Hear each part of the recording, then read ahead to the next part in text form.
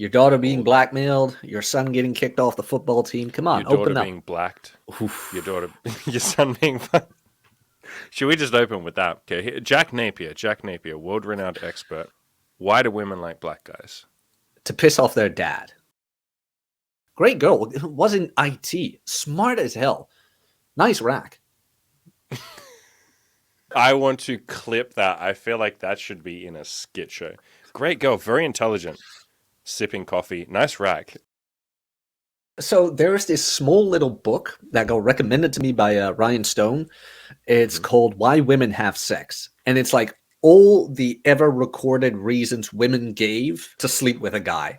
And it goes from revenge to piss off dad to piss off a girlfriend to because they're jealous. You name it. It's all sorts of reasons. If nothing else, my man, at least they're more creative. It's like if you ask guys, like, why did you have sex? You're like, because I was horny. Like that's it. That's the answer. Is there another answer? Like it's not to piss off my dad. Why would my dad give a shit? It's not Yeah, to piss off my friend. It's like I was horny. yeah, pretty much. It's like not to strengthen the bonds of France with the royal family of the Netherlands or whatever, like women were used to do. Like, there's none of that with women, with men. There's none of that with us. It's like, no, no, she looked hot. Or, like, in the most desperate cases, yeah, I was horny, she was there, and please don't tell my friends. We I all have one guess you of could. those. Oh, mate, I've been there, interesting. man. I've been there. So, my buddy and I, we had this crazy idea of hitting 30 by 30. Hmm. And he was miles ahead of me. He was like 5 ahead of me. And I don't know how I did it, but not only did I beat him with 30 by 30, no, I beat him 30 before his 30 because he Yes, turned 30 yes. 2 weeks before me. I remember like the last one was a Brit. I've always wanted to do a Brit, and then like the last one of that was a Brit. Great girl, was in IT, smart as hell, nice rack. I want to clip that. I feel like that should be in a skit show. Great girl, very intelligent. Sipping coffee, nice rack. I mean, they were great. No, honestly, had one nipple piercing though. Where I'm always kind of like, why? No, okay, so I'm a big fan. Okay, so I'm not a fan of nipple piercings because to me it's like tasting metal or nails or Oh something. yes. But Oh I can appreciate if she gets one done because now it's like a buffet. It's like I can sample. mhm. Am I going to go with the all natural, or am I going to go with a mouthful of pens and nipples and Mhm. bits of metal? I had a plate once who had both done, and like every time I would see her, it's like, can you take them out? No, they'll close up. It's like I don't see a problem here. I That's see the this as an intention, yeah. absolute. I see this as an absolute win. It's like, I'm not sure what because I don't know if it's made them. I've had so many women that have done it that say like it makes it more sensitive, but for everyone that says it's more sensitive, there's one who says it's less sensitive. It's now scarred over and I can't feel anything. My nipples are broken and they're not fun for you to play with. And they don't feel good for me when you play with them. And it's like, well, what have you done? Close that yeah. shit up. Well, and then it's like record scratch. It's like, no, no, no, no, no. You get this completely wrong. Like, it's not fun for you for me to play with them. For me, it's still fun.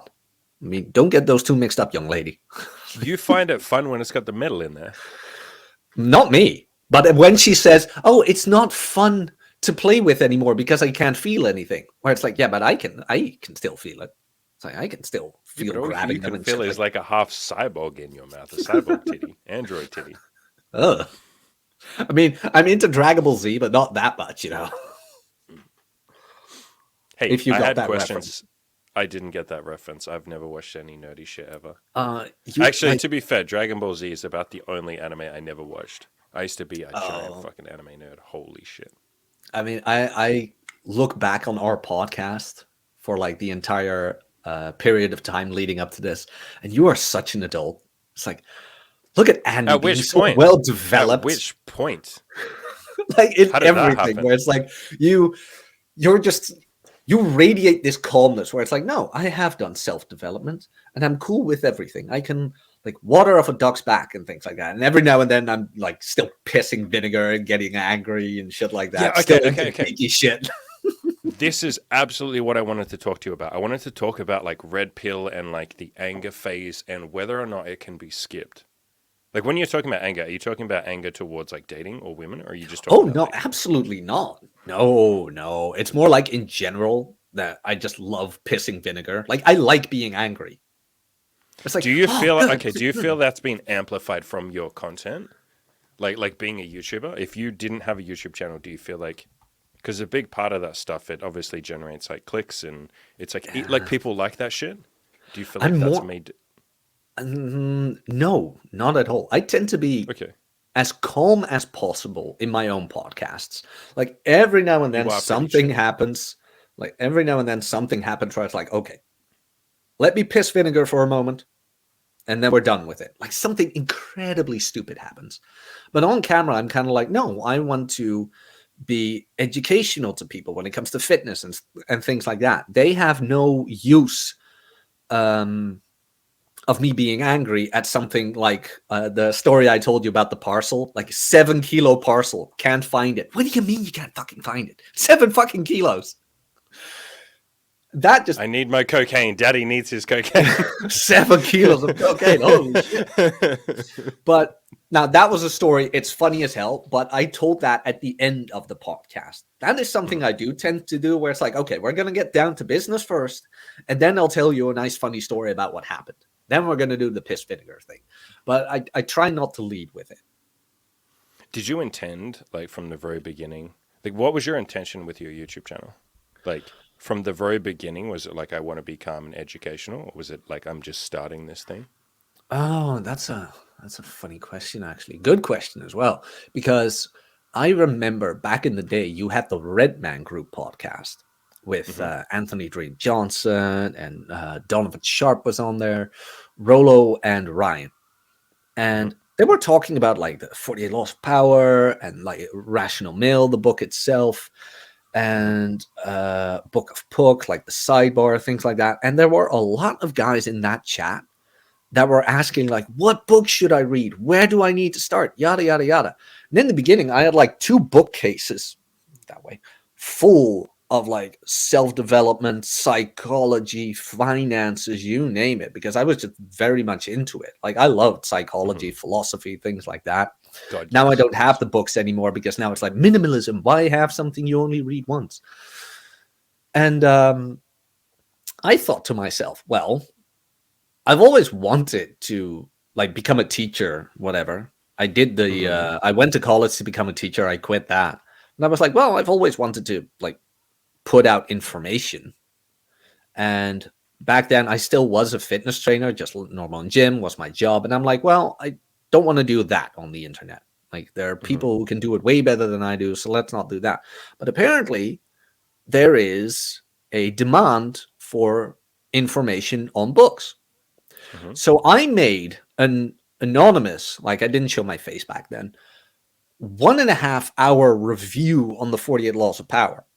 And back then I was still DMing Ryan, where it's like, yeah, man, I've got something in the works and blah, blah, blah. And it's getting along. He's like, what is it? I'm like, well, remember, Ryan, when you said that if you plan on doing something, that if you talk about it, you get the same hormonal effect of you actually doing it. So Yes, it's better not to yes, say yes, anything. And his first yes, response yes. was, somebody's actually listening to me. I'm like, yeah, just hold off. So January, I posted it, January 2018, maybe. Hmm. Like the time span is always a bit skewed. But I posted that and I send it to Ryan. It's like, well, here it is. Can you let me know what you think? Is this good? And he just retweeted it. He threw it out there. He was behind it. He's like, here's a new guy. He actually talks about books. He knows his shit. Go follow it. And that's kind of how it started. So I started reviewing books, and then I did books by Roosh. I did Joe Navarro. I did almost everything Robert Greene. Hmm. I did podcasts with Rolo about 48 Laws of Power was one, Promiscuity Hmm. by Tim Burkhead was one, and Hormonal by Dr. Marty Hazelton was one as well. With Ryan, I did The Wisdom of Psychopaths, Hmm. Tempo by Venkatesh Rao. And I just went through the entire manosphere where it's like, hey, you're an author, want to talk about your book, and you're an author, want to talk about your book. things like that. I talked to Modern Life Dating about The Art of Seduction because he suggested that one. Like, hey, you want to do a show about that? And he's like, sure. And we did that show. And at the end, he was like, ever considered narrating? I'm like, me? He's like, well, you have the voice for it. I'm like, what? Never thought of it, actually. So what I did then, I looked up Manosphere content creators who had a book, but no audiobook. But no audio, yeah. Yeah. You did the Book of Puck first. No, actually, no. That was one of the last ones. And Carl from Black Label Logic had Gendernomics. And he didn't have an audiobook because he used to present himself Avatar by Schopenhauer, I believe, and a voice modulator. So like hell, he's going to narrate a book. So I just narrated the introduction. I emailed it to him like, hey, you don't have an audiobook. Would you like me to do it? He's like, please do it. Can we hit pause right there? Yes. This is something that I don't know if you've had this, but do people hit you up asking for jobs? Like, as in, can I write articles for you? Or can I please edit your YouTube videos? And stuff like that, where people basically say, can you give me money and I'll do a job for you? I've had a few. I've had a few too. Zero of them ever do what you do. And this is what I tell everybody to fucking do, which is if you want a job with someone, show that you can do the fucking work. At this point, I've had like 20 emails from someone saying, can I edit your videos? Can I write some content for you? It's like, where's the proof? How about you edit one of my videos and show me that it's better than what I currently have, and then I'll give you the job. Like that's... Anyway, so hit pause on that. Continue your story. I'm fucking impressed that you did that because that's like 1 in 1,000 people do that shit. And I mean, it makes sense, right? Like, yeah, that seemed like the most obvious thing to do, where it's like, well, I can ask them if I can do their audiobook, but they haven't heard me. So yes. What are they like? What are they basing it on? It's like, hey, can I do your audiobook? But then no sample or whatever. Well, They don't know how I sound. They don't know how I narrate. They have nothing. So I was like, well, put in the time, narrate the entire introduction, no matter how long it is, but give them something to work with. So that's how I did it. And that's how I got to narrate Gendernomics 1 and 2. And after that, I started narrating Puck for my patrons on Patreon. And I got over halfway. And then I narrated Feminism on Trial, which is an absolute behemoth of a chapter. It is, holy shit. That just drained me, where I was just no longer motivated to do it, other than being paid for it. Maybe someone could have let me do it, even though like the patrons also got a weekly Q&A and things like that. I'm like, do I really put them down when I just take a little break? Although that little break turned out to be way longer than it should. Now it's done, by the way. Now it's done. So thank God for that. But in the meantime, I did a book for Goldman Unleashed. Remember him? No. Oh, Goldman was pretty cool. He did. His thing was camera game. So he did day game, but with a camera. Because he was pretty artistic. I used to walk around with my camera too. Yeah, when I was in the middle of my photography. Yeah. Nice. But he had a book called Go Forth, The Journey South, which was about his adventures in a hostel in, where was it again? Somewhere I believe in South America, something like that. But like same thing. I narrated the introduction, send it to him. Like, hey, can I do the whole thing? And he loved it. He's like, please do it. And so, well, I did that one too. And he unfortunately took everything down on his website. I still have it. It's like maybe I should reach out. That's really common in this sphere, where guys will just nuke their entire website.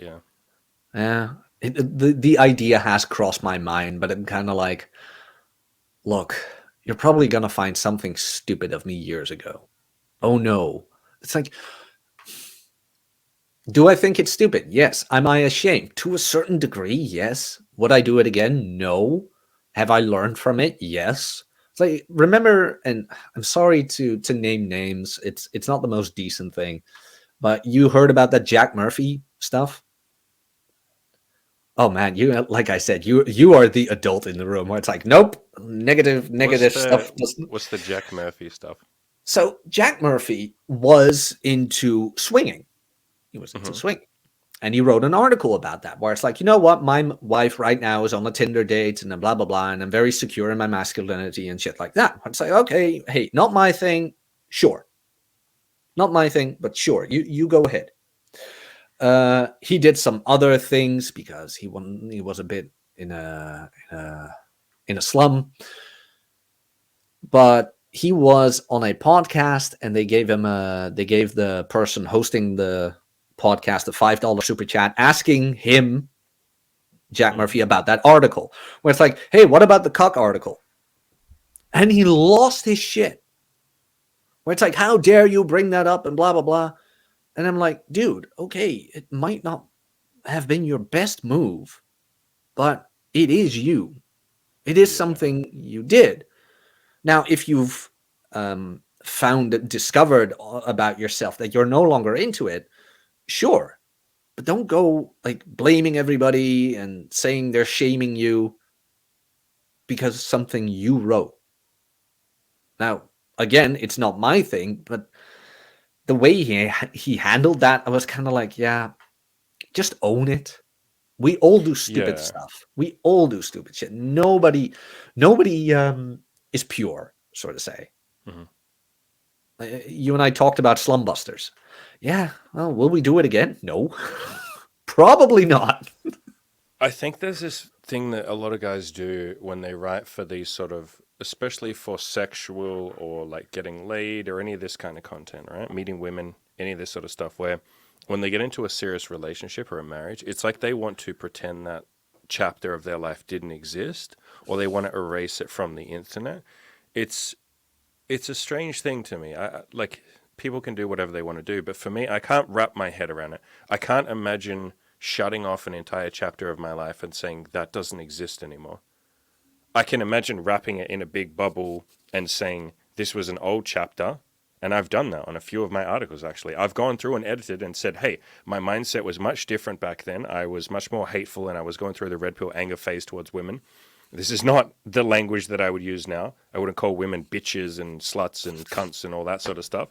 But this, I think, my history is an important part of how I got here. And without you seeing that, you don't see the evolution. You think I'm just a saint that woke up one day. And so if you're going through the anger phase, or if you're a little bit bitter at women, you're going to think that you're not as good as me or anyone else. And you're going to think there's something wrong with you. So I've always found it weird to erase that because that stuff serves such a big purpose. Like if you can actually dig through someone's old articles or their old mindsets and go, oh shit, they were insecure too. They were pissed off at women too. They didn't like themselves too. They thought they would never have a woman be nice to them as well. It's not just me. I'm not the weird freak that goes through all this stuff. So I think you lose something quite magical when you erase all that. I understand that it's their website. They can take down whatever they want to, but I can't envision a world or a time in which I just completely nuke my website. Again, maybe add some caveats and say, hey, I don't stand by this anymore. I've done that with a couple of articles, but I can't imagine deleting the website. I mean, same thing here. Like I've had tweets where I look back where I'm like, that was probably posted in a bit of a fit of rage or whatever. Like that wasn't the Yeah. smartest thing I could have done, but it's there. It's out there. So what are you going to do now? Are you going to be resentful that somebody brought it up or just own it where it's like, yep, I posted that. Was it smart? Nope. Do I still think that? Nope. It's like, well, point and laugh, people. Point and laugh. Like, And I feel like you already know this, but like because you put so much of yourself out there will always be something that someone picks up and goes, either they take it the wrong way or they read into something that you didn't actually say. They misinterpret what you're saying. They hear what they think you said or what they want to hear rather than what you said.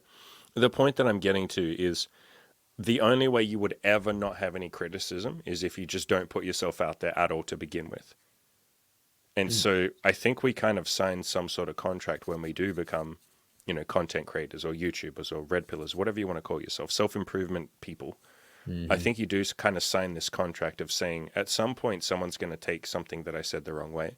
someone's going to hate me. I'm sure you've had I've had haters for ridiculous stuff, which kind of makes the point. Hey, just this morning, hey, no shit. Okay, this fucking this morning, I handed some homeless dude money. My girlfriend's standing there. Give this homeless dude some money.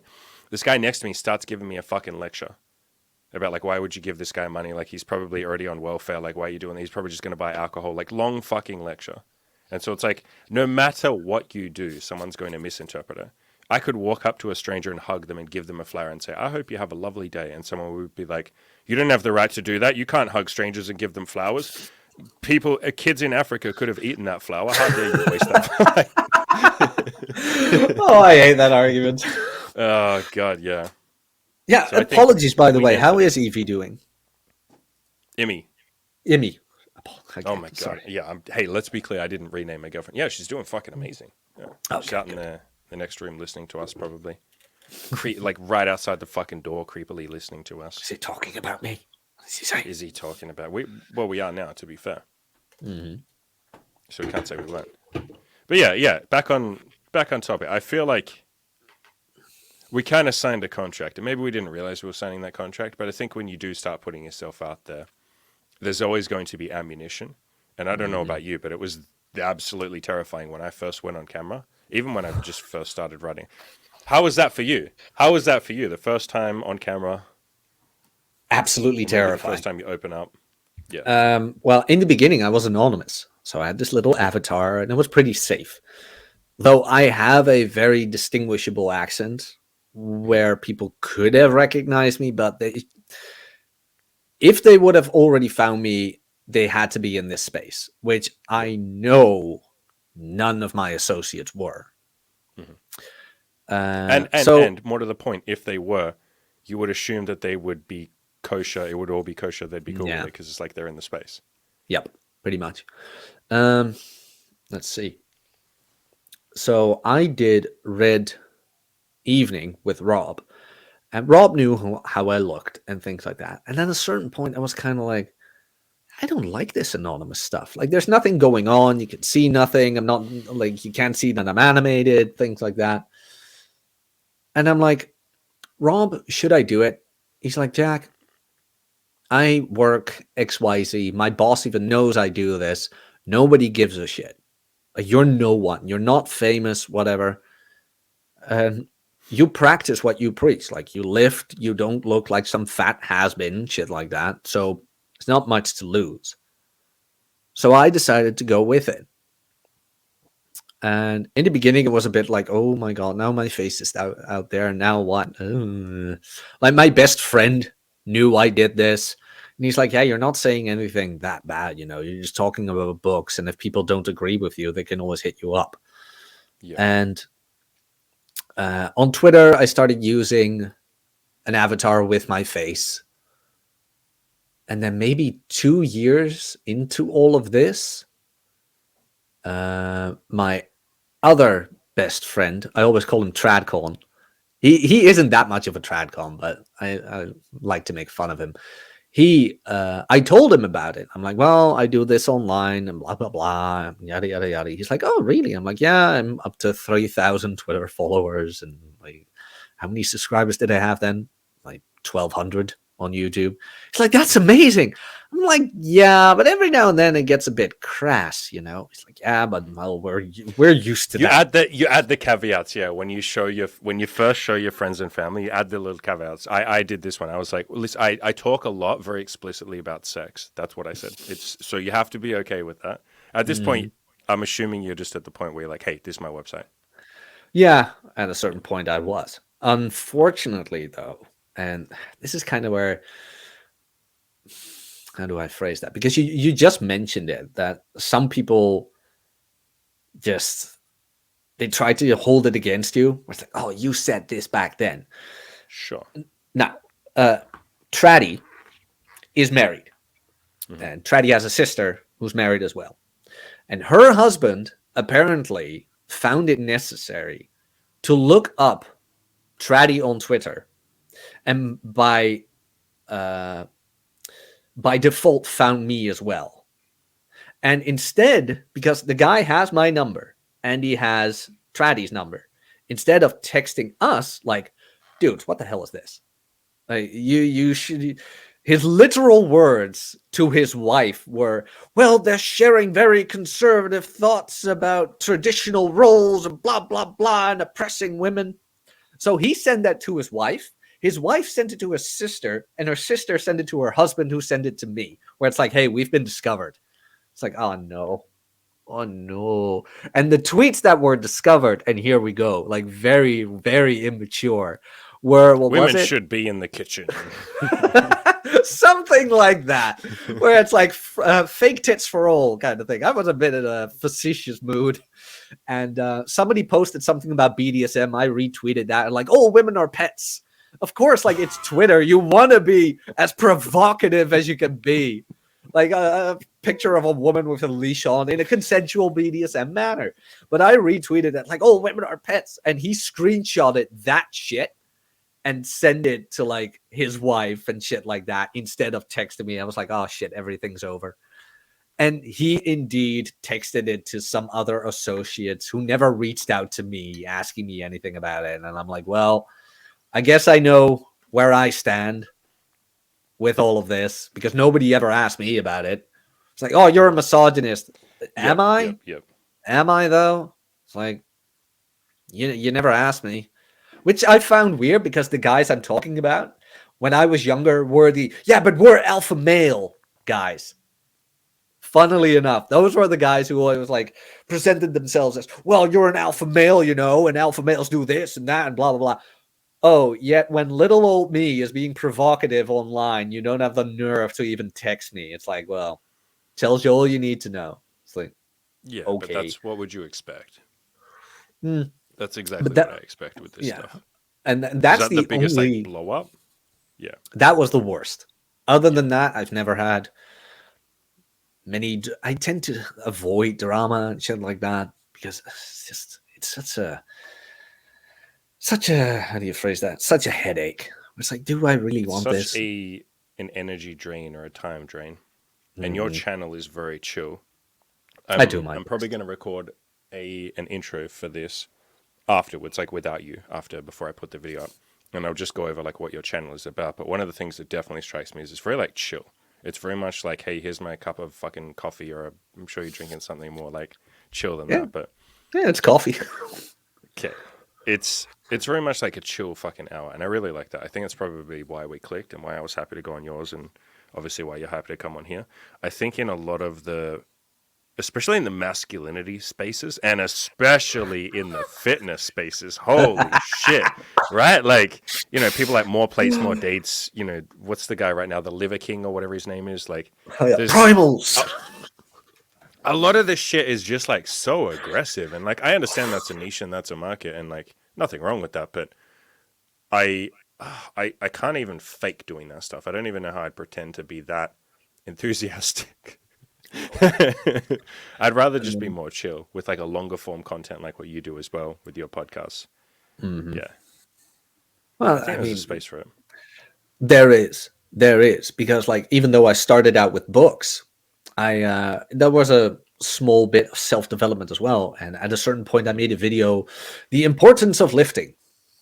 Mm-hmm. I'm like, well, I can talk about this. I'm semi an expert. Like I've done the trade. And some people were like, hey, could you talk more about like strength training and fitness? And I'm like, sure, I can do that. I can do that easily. And from there on out, it started to roll a bit, where at a certain point, people ask me like, do you do coaching? I'm like, well, I could. Like, what's it worth it to you? Because when you're good at something, never do it for free. Which, by the way, did you literally say that to them? Did you say like, how much do you want to pay me? Or like, what value would you put on that? No, I actually didn't. Because people started asking, and then I just asked myself like, okay, what do you think you're worth? And what do you want? Like, what do I want? Because I do want to help somebody. Well, personal trainers are expensive. Like most ask, from what I knew back then, would ask, name of them, $100 an hour, shit like that. Like, well, I do want to be accessible. because if they had the money, they would probably ask a like personal trainer in their surroundings instead of some stranger online who said a couple of things that resonated with them. So I thought to myself, like, okay, how much would I charge this person? I'm like, you know what, $50 an hour. That seemed reasonable. It's not too expensive, but expensive enough to not be taken, or to at least be taken seriously. So I'm like, yeah, sure. Like, you can PayPal me and we can sit down for $50 an hour. Yeah, sure. Blah blah blah. So I started offering that a bit, and at a certain point, I was like, well, because then you start to look at it from a business perspective, where it's like, yeah. So was there a moment in time where you're like, this is turning into a business? It sounds like at the start it was more just like, hey, people want this, so sure. It used to be more a bit of a hobby where it's like, oh, I just like talking about this. I really enjoy talking about this. Now, like in my day job, I was indeed a fitness trainer and I wanted to be a personal trainer. Yes. But I always wanted that aside from the manosphere kind of thing. I always sold those two separately. It's like, here's where I shit on women, and here is where I train people. And then all of a sudden, it was like, wait a minute, I can do both at the same time. Which is funny because those two ideas marry together in my head. Like the manosphere or the men's self-improvement sphere, it's like half of what they say is go lift. So it's funny for me to hear you say like, oh, I thought they should be separate. It's like, I thought they went together. No, I wanted to keep them separate in the beginning. Okay. Because like the fitness thing was really my job, and the more manosphere trying to offer value there was more of a hobby thing. Sure. But like it grew into it, and I really enjoyed it. And mostly because, like you just mentioned, like you have the Liver King, and you have although like I like him, Derek from More Plates, More Dates, huge. But again, there you go, like he's not natty or whatever. Where it's like, yeah, if you want to reach his level, you gotta use. And don't get me started on Instagram fitness, where it's all PEDs and things like that. So the skewed image of what you need to do, and go beast mode, and like the pre-workout nonsense and whatever. And I'm like, I never did those things. I'm pretty ripped, if I say so myself. I have visible abs. I bench squat and deadlift decently. I did amateur powerlifting. You do realize that you don't need all of this, right? Then, of course, the questions about supplements started coming in, and I'm like, you don't need whey protein. I was like, huh? What do you mean? You don't? What? That? It's like, well, all that stuff is such a religion to people. My coach is exactly the same as you, by the way. He's like, why do you need? You have whey protein if you didn't get enough protein that day, and it's late at night, and you don't think you can shove chicken breast down your face, but like you don't need it. Because I asked him that at the start, what supplements do I take? And he's like, water. Yeah. Water, food, chicken. Well, that's something I always tell my clients, where it's like, what supplements do I need to take? I'm like, well, hell if I know. I don't know your blood work. Go do a blood test. Let the doctor tell you what your shortages are and go from there. Like, look at your food. What should you change? And from there on out, you can think about supplements. But other than that, no. And like you said, like with the whole protein, like I'm a bigger advocate of beef than chicken, because chicken 9 times out of 10 is tasteless. And people want, for diet to work, you need to let people want to stick to certain foods. Correct. And they like, what's the best diet? The one that you can follow. Yes. And I even said this on Twitter the other day with what was it again? Paraphrasing myself here, talking about an ego, but that training to failure, even though the most effective method might not be the method you want to work with, especially not with beginners, because beginners need to master the form. And then I'd said the same thing. Yeah. Sorry, I interrupted you. No, that's okay. It's your show. Like, we've established this before, that if you don't stop me, I go Rollo Tomasi on you, where it's like one question. Thing. I will just, I will do the same. I'll talk for like 25 minutes. Yeah. Oh, that's nothing. Like, how do you fill a 3-hour podcast with Rollo? You just listen. You ask one question. Yeah. That's smooth sailing. He's going to hate me for this, but he can't prove me wrong. Okay, so I forgot what the fuck I was going to say. I hope you That's okay. remembered what you were going to say. Oh yeah, about the supplements and things like that. So the whole thing with arbitrary reps and sets is usually mostly just to train people for repetition. Like, what's the mother of all skill? Repetition. Repetition. Exactly. So how do you get people to master the form? Repeat it time and time again. The rep numbers, however, are actually fundamentally based on a 1 rep max percentage, which aren't necessarily set in stone. They're mostly guidelines. But even then, it's like, well, do you go to failure with them right away? Or do you do the next best thing? Where it's like, well, 12 reps, usually give or take 65% of your 1 rep max. 5 to 6 reps, go with 80%, around that range. 8 to 10 would be, like, top of my head here, it's probably wrong math, but like 70% ish of the 1 rep max. And you use that as guidelines where they're at least close enough that you can get that progression in there, that you're doing enough work for progression. Not the entire beast mode stuff and go hard or go home, because like we're not Bulgarians. I don't know if you've ever heard of that schedule. I have heard of the Bulgarian schedule, yeah, Jesus. But they were all on steroids, and that was for the Olympics, right? That was like that squat everyday shit and all that kind of stuff. Eastern Europeans are built different. Yeah, and to be fair, and this is something people will do. I'm glad we talked about this. Is like they will try and copy paste something that they see on the internet. So they'll see some Instagrammer or some YouTuber who's like, "Yo, I squat like 7 times a day, and I'm eating like 10,000 calories." And the secret underlying bit is I'm also on steroids, but I won't say that bit. And so liver, someone man. will come along. Liver. Yeah, yes. And so someone will come along as a newbie and go, "Oh, let me copy that." And it's like, son, this is day one. Day one of going to the gym, you don't copy that. Day one of going to the gym, you walk into the gym, you walk around, you look at all the machines, you maybe fuck around with a couple of them and try not to hurt yourself and get acquainted with being in the gym, because it's probably very scary for you because you've never been in a gym. Day two, you go in and fuck around a little bit more and you slowly build that up. You haven't even you haven't built the, what would you call it, like the work capacity to even be able to do the crazy amount of shit that they're doing and going to failure. Like going to failure fucking wrecks your body, especially if you're going to do that on every set.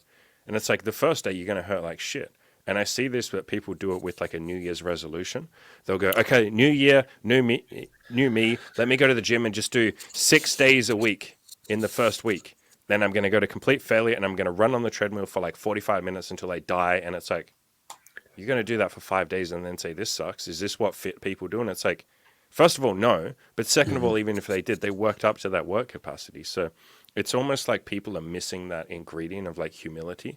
And to be fair, they're not told that. Most Instagrammers and YouTubers just say like, hey, do what I do. It's like, what the fuck? Not only them, most Manosphere content creators as well. Be like me, it worked for me. It's like, there is a lot of that too. Yeah. Yeah. It's like I don't want to be like you. It's like, have an abundance mentality. They'll just say, have an abundance mentality. And you go, well, how do I generate that? How does one have an abundance mentality? Just have a don't give a fuck attitude, bro. And it's like, but I do give a fuck. Yeah, but just don't. And it's like, but I do. I see the same thing with emotion, right? It's like, just be okay with your emotions. Just, man up and stoicism and all of that. And it's like, but I'm so angry that I want to just punch a wall. What am I supposed to do? Well, just be stoic. Marcus Aurelius didn't care, bro. Why did you?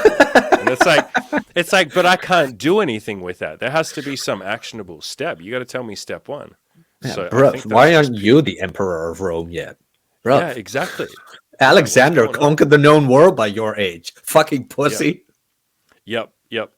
And I think that's like a fundamental misunderstanding of, or it's like a misremembering, because at some point we were all beginners, and to sort of like skip that messy initial step, or that messy initial history that you all had, or that we all had, to just sort of gloss over that and be like, nah, I was born an alpha male, or like, get on my level, kid. Like, I even see this with people like, I think David Goggins is someone that falls into this at times, where he's just like, you just got to fucking run until your feet are blistered. And it's like, David, I've read your book. At the start, you were terrified to lose even 1 pound. You make that very clear in the book. That would be the advice to give to other people. Hey, listen, I run marathons uphill, Did my fucking there we go. Now she's back. You know, you build up that work capacity and you build up to that point where you are a badass, but I don't think you just wake up one day and say, "Hey, be a badass." I don't Well, think and it works like that. no, absolutely not. And the thing with Goggins is as well, like the universe works in a very simple way. You cannot have something for nothing. Goggins' knees are destroyed. Like that man will not walk for long. Same as what's his name? Mr. Olympia, 8-time Ronnie Coleman. He can't even Ronnie walk. Coleman back surgery. He can't Yeah, even but see, walk. here's where I jump in and say like they're happy. Yes, like they achieve what they wanted to achieve, but at what cost? And I guarantee you, there is a small, very small percentage who are willing to go that far. Do And now, you in make? Do all, you feel the same with steroids? How people will just say like, you know, I got to this level, and they sort of don't even, you know, mention that there's the steroids. So someone else comes along and goes, "Oh shit, I'm going to take steroids too," just like they did, and there isn't sort of a discussion on like risk and reward and like, you know, how to stay healthy and all that. It's just like get on steroids, be like me, it's cool. And maybe And that guy has a team of doctors and stuff, and you, the kid listening at home, don't. unfortunately, yes. This is why I like Derek from More Plates, More Dates, because he's very open about it. It's like, these are like the dangers of using steroids, and these are the repercussions. These are the benefits, but also take into consideration X, Y, and Z. That's why I like him, because he's very open about it. Mhm. But there's like plenty of Instagram fitness models. Even The Rock nowadays is like, I didn't use steroids. It's like, dude, look, I would have more respect for the man who openly states, yes, I have used them for X, Y, and Z. However, even the Liver King now, like, he's been exposed, and I'm like, really? Like, you didn't know?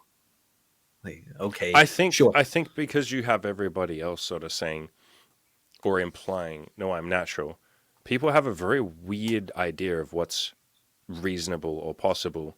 And we don't all know what's possible, but like who is likely to be on something versus who is likely not to be. I think people just have a really skewed. I've shown people pictures of like giant, massive, fucking huge celebrities that blew up in like 3 months. They went from skinny to like for a role or something.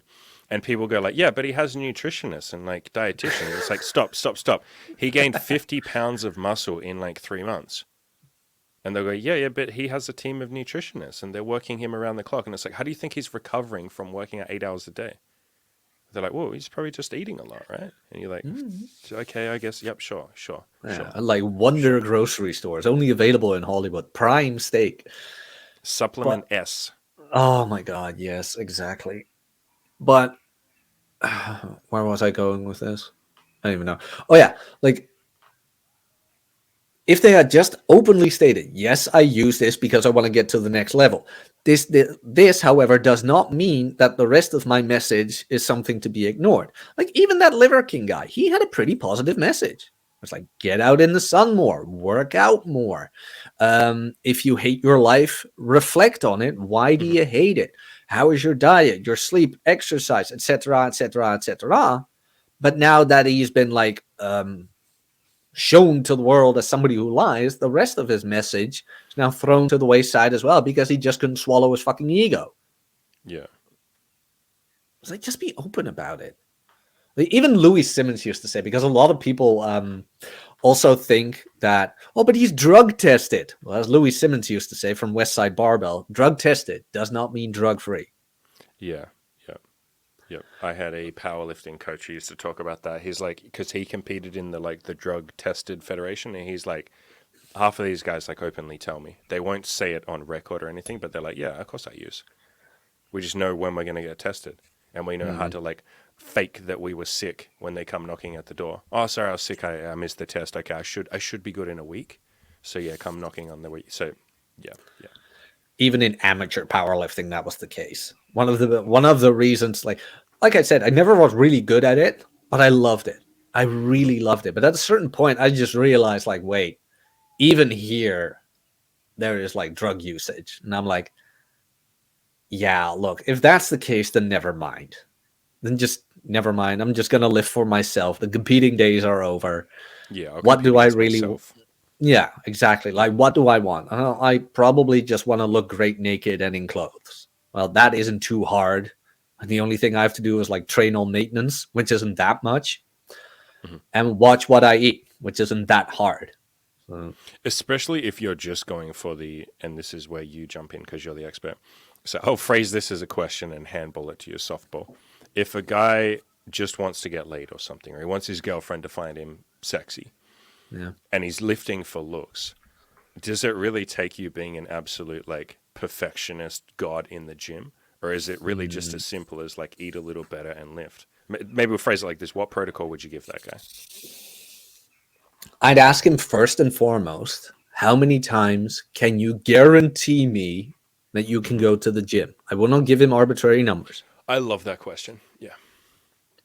Because this is another one of those dogmatic things. You need to go X, Y, and Z times to the gym. No. No. Look, do you need motivation to watch your favorite TV show? Fuck no. Then why do you need motivation for the gym? Probably because there's a hurdle you need to jump. I want to take away as many hurdles as possible. So, like, before I even make a schedule or ask them about injuries, how many times per week can you guarantee me that you can go to the gym?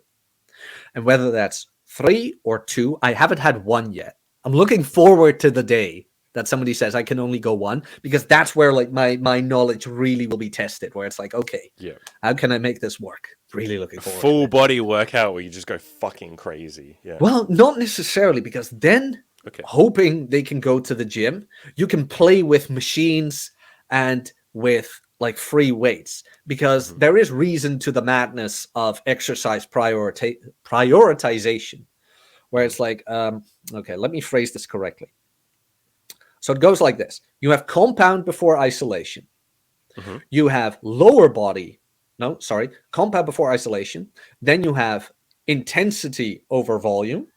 Mhm. And then you have lower body over upper body. So that's what you need to work with. So 9 times out of 10, you start with the most intense lower body exercise. Mhm. But since, and this is Brad Schoenfeld reference right here, he tested out that you need at least a minimum of 10 working sets per muscle group to activate hypertrophy. Now, 10 sets isn't a lot. However, you don't want to do 10 sets of squats. However, we do want him to do 10 sets of legs. So that's where the variation comes in, where it's like, okay, we'll start with the compounds we'll start with the compounds first. And then like for the second half, we're going to do the machine, some more of the volume work, that at least maybe 5 intense sets, and then 5 less intense, more volume sets. But I haven't tried that out yet, so I can't guarantee yet if it works. In theory, it would work. In theory. But now I need to have somebody who can do it in practice. So So, anybody yeah. listening who only wants to work 1 day a week, only go to the gym, hit Jack up. I'll leave a link in the description to Jack's It's coaching. probably going to take him. That's probably going to be a 2-hour workout, though. Probably, if you want to do I it feel right. like you would need to be eating some food in the middle of that or a big meal beforehand. I would gas out 2 hours of like intense lifting.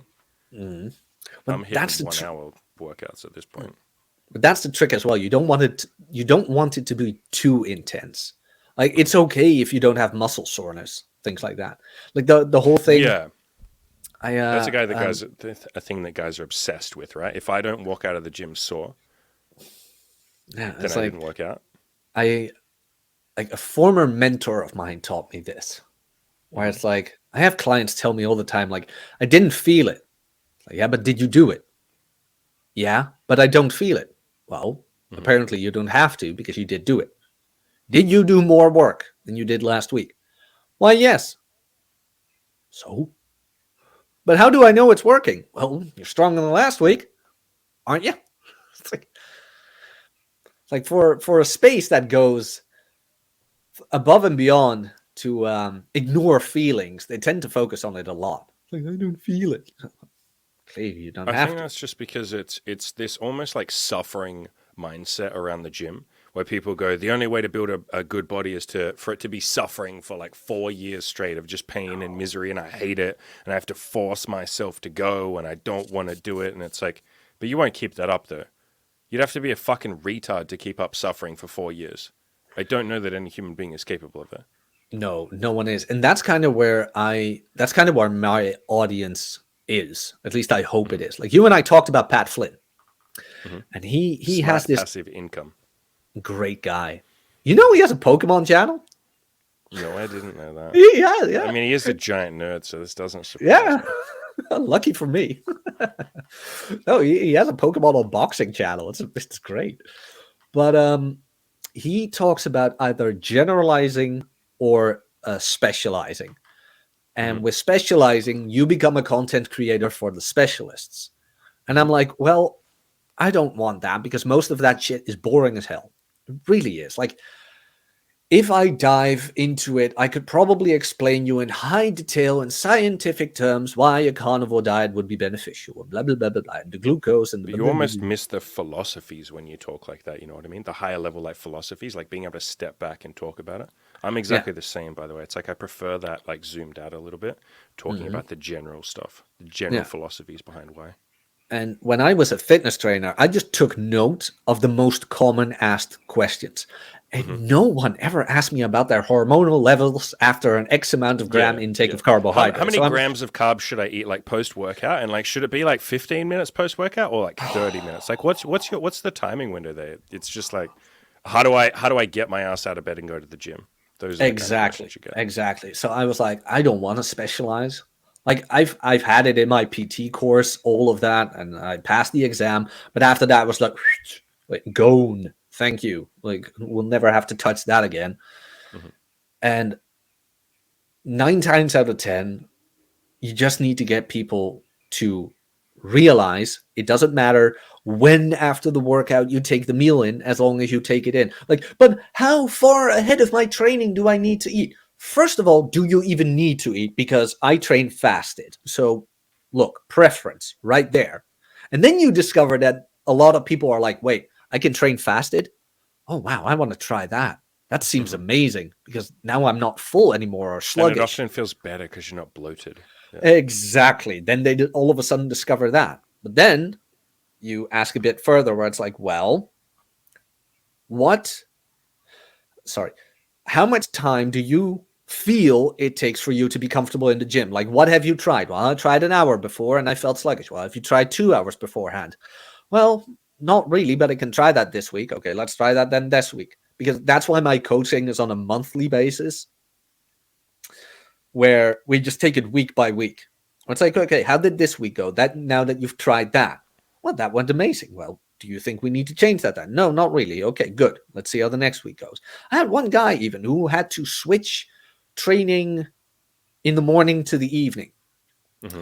But there was something with breakfast and dinner where it's like, well, now I have to eat beforehand because otherwise breakfast is too far away from working out and blah, blah, blah.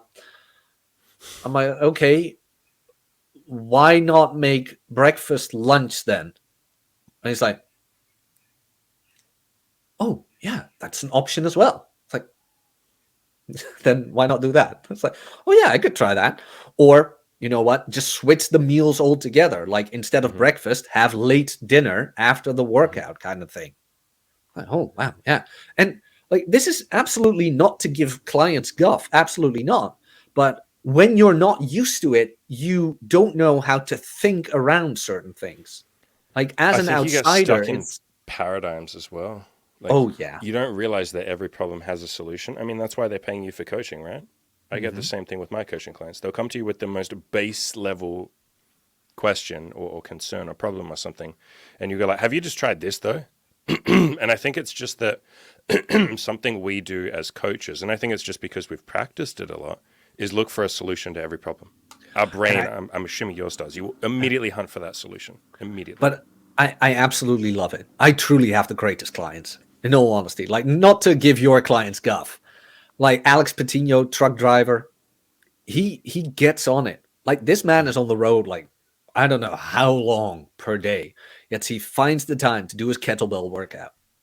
He finds the time and effort to mind what he orders at like truck stops and things like that. He lost over 10 pounds already. That's Nice. just great. And then John Watts, amazing guy. He puts in the effort and things like that, but he will go out of his way to make me check out his form videos miserable by putting the most annoying music in them. It's like he hits me up. He's like, "Hey Jack, what song do you really hate?" And he sends me a squat video with that music under it. Like, God damn it. Little does he know that there's a mute button. Yes, exactly. I didn't tell him. God Just let him bless. have his fun. But I mean, it's just great to Bless. see those guys progressing, and implementing them the things I suggest. Like I never Mhm. really tell them. It's like, no, I suggest you try X, Y, and Z. Are you capable of trying that out? Mhm. Well, yeah, it's not that hard. And that's why I don't like the specialization. I really want the beginners. Yeah. Because the beginners have the biggest trouble finding what actually works because of all the crap that is out there and the specialization, and which should be more marketed towards like intermediate and advanced lifters Mhm. No, with and the okay, and I would even jump further on that and say marketed towards the intermediate and advanced lifters who care about that yeah. stuff. Mhm. Because like listening to you talk, you're saying, lots of your clients are beginners. The vast majority of my clients are very advanced or intermediate dudes. Okay, and to be Nice. fair, I have plenty of begin. I have plenty. So scrap that entire statement. Let's say like 50% of my clients are like very far along, very, very, very far along with women, with business, with whatever it is. Hmm. But they still don't. The vast majority of them don't care about this specialization. They just don't find it interesting. And so even if I was to sit there and say, well, here's like exactly the text message to send to a girl and exactly what to say, and here's exactly the correct way to start a business plan, and here's the best way to be, productive every day, I don't think they'd care. I think there is this big market, or this huge amount of people, this great number of people that are crying out for like, just tell me how to think rather than what to think, or just point me in the right fucking direction and I'll go off and make my own mistakes and figure it out.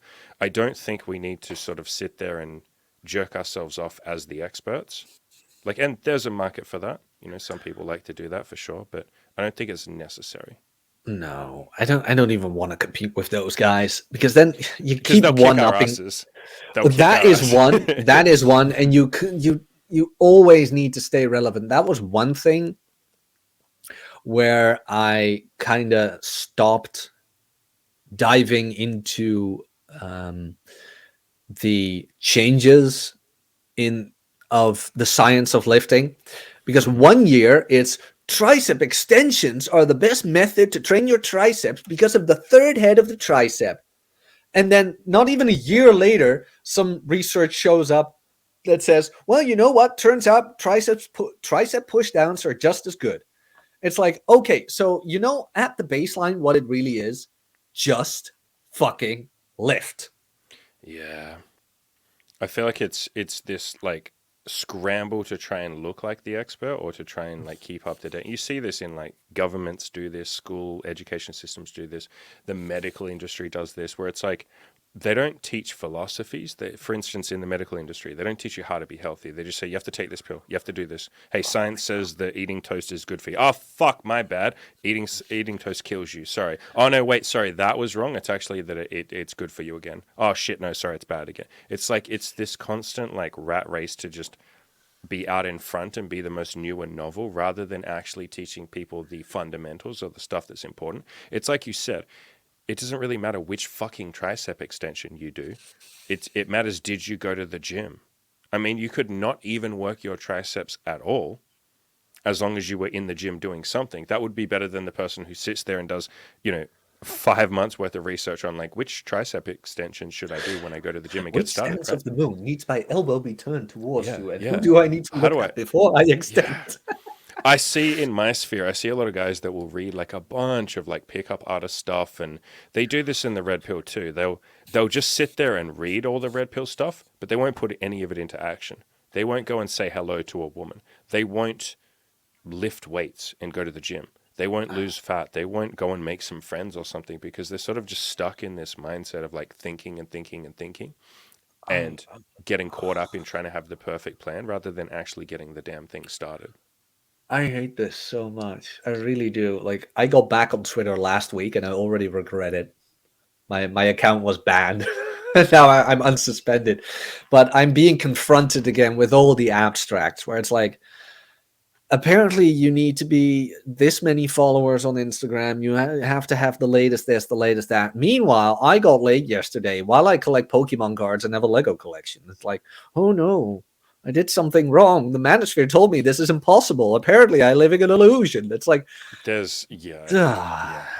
We could sit here and have a big fun game of all the things that you and I do wrong according to like traditional masculine dating advice. Here's another one that I love, right? Never compliment a woman. This is what people say all the time. Never compliment a woman. Never give a woman a compliment. Because she'll think that you're needy if you do. And if she has C cups and a small waist, you better she's gonna get a compliment. Like, nice rack. What a wonderful see, I would just compliment her on her wonderful personality. Yeah, but you're the adult in You the would room, just, you know. Hey, we pretend to be.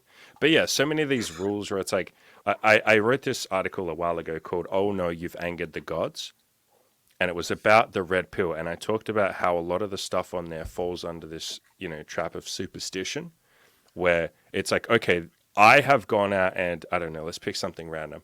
I've negged a bunch of women, and for anyone listening who doesn't know what a neg is, it's where you basically just mildly insult a woman, or like a backhanded compliment. Mm. And they'll say, okay, I've negged a lot of women and I've gotten laid while doing it. It must be because I negged. And they'll tie, it's like cause and causality. They'll get those two things mixed up and they'll say, oh shit, the only reason I'm getting laid is because I've done all this red pill stuff or whatever it might be. Let's pick random stuff. So negging is a decent example. So I have to keep that up. And I'll come along and say, but have you ever tried just not doing that? Because if we're going to be rational men of science, we want to do A/B testing. We want to try this, try that. And then if both of them work, we can go, hey, maybe it wasn't that. And then I'll just pick whichever one I like to do. And there's no right answer. It's just pick whichever one you want. But people will get caught in these superstitions of making the false assumption that that must be why women are interested in them. But like, you have to remember that Mystery was as autistic as they come. No offense. The man didn't... Mystery being the original pickup artist. People should know who Mystery is. Yeah, but I mean, don't get me wrong. No disrespect to his work. He has delivered, so to say, and he has done more good than harm. Absolutely. But mind you, if you are capable of putting such detailed research into human behavior, you're on the spectrum one way or another. Now, I'm not saying I'm not, because probably we are. We're in this space. We probably both are on the fucking space. We probably are. We're high functioning, I guess. But the thing with negs, and I've seen this before. Oh my god!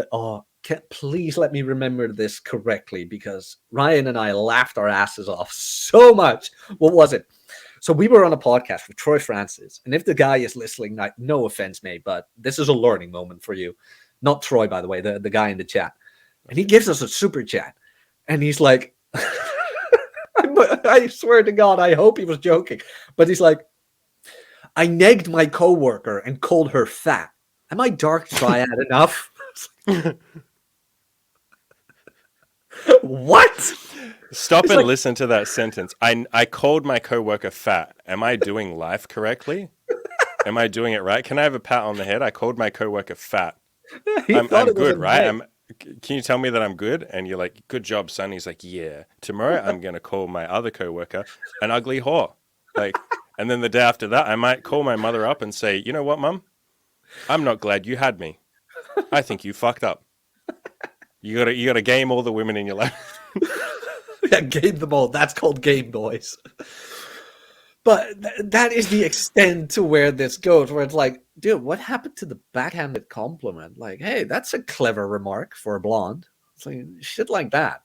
Like, the teasing stuff, the fun stuff, the silly stuff. Yeah. It's like you don't neg to become confident. You're confident, so you neg, kind of thing. And that's my problem as well with like guys who take this all too seriously. You're walking past your shoes, kind of thing. It's like you haven't worked on yourself where a neg even lands, kind of thing. Like, yeah. You and I, if I can speak for myself, are just two charming fellows. We can do that. kind of thing. You know what I'm saying? Like she won't look at us and be repulsed, kind of thing. I think it's There's- ultimately like the place that it comes from. Yeah, like people aren't stupid, women aren't stupid, people aren't stupid. Wait, are They we can sure? tell the energy. We they we'll gloss over that. They can tell the energy where something's coming from, right? That it's coming from an insecure place, or it's coming from a fairly chill, like you're just having fun. You know, you like yourself, you like who you are, you like your position in the world, and yeah, I see exactly what you're talking about. It's like they will see someone that's, how do you phrase this? They're just trying to copy something that they read once, rather than actually understanding why it might get done. You know what I mean? And so they're just literally copying the template and going, "Oh, I should copy this exactly." And it's like, well, like, why are you doing that though? You're not doing that because you want to. You're doing that because you just thought you would copy it. And I understand that's kind of how we all figure stuff out, right? We stumble our way through the early, beginnings. But yeah, I think negs are definitely one thing that I would say you are free to skip those entirely, gentlemen, if you would like to. Yeah, not necessary.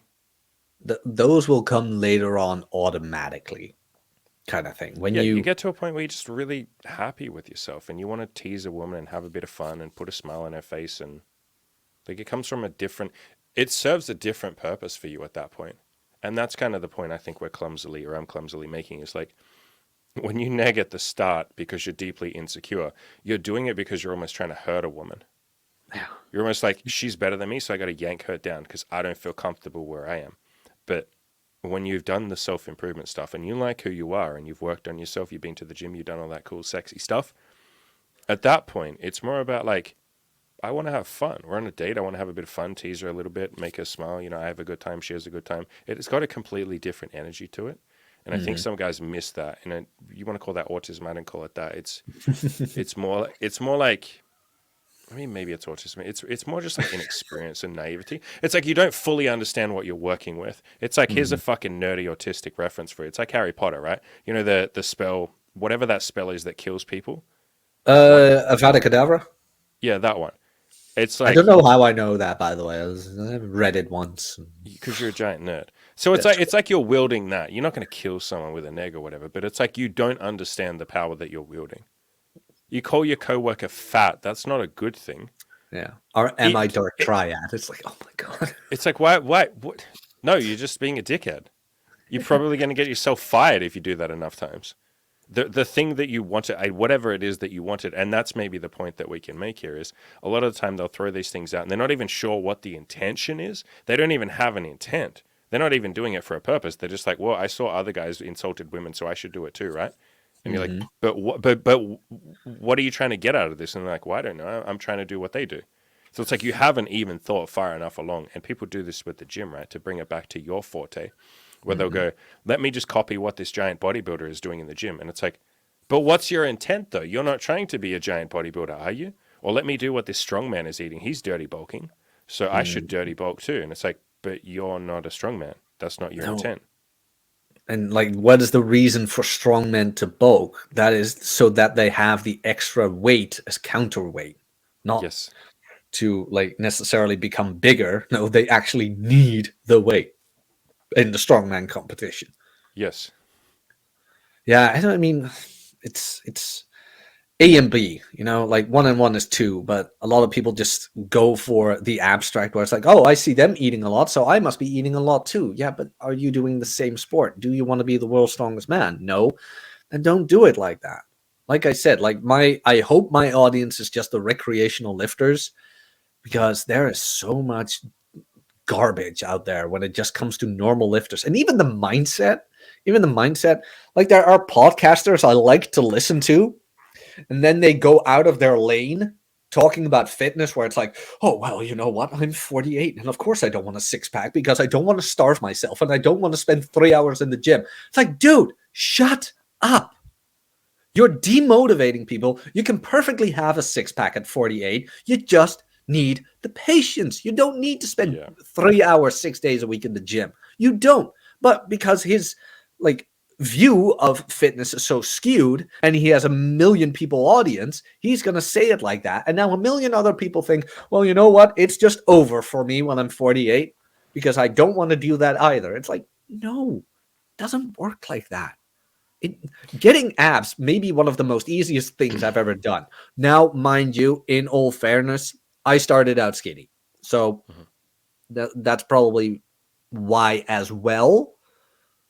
But if you have the patience and most of all, consistency, Yeah. that's the biggest one. Consistency.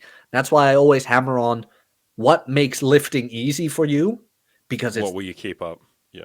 what will you keep up? Longevity, it becomes a habit instead of a chore, things like that. Then yes, you can do it. It's going to take a while, sure, but nothing worth having comes easy.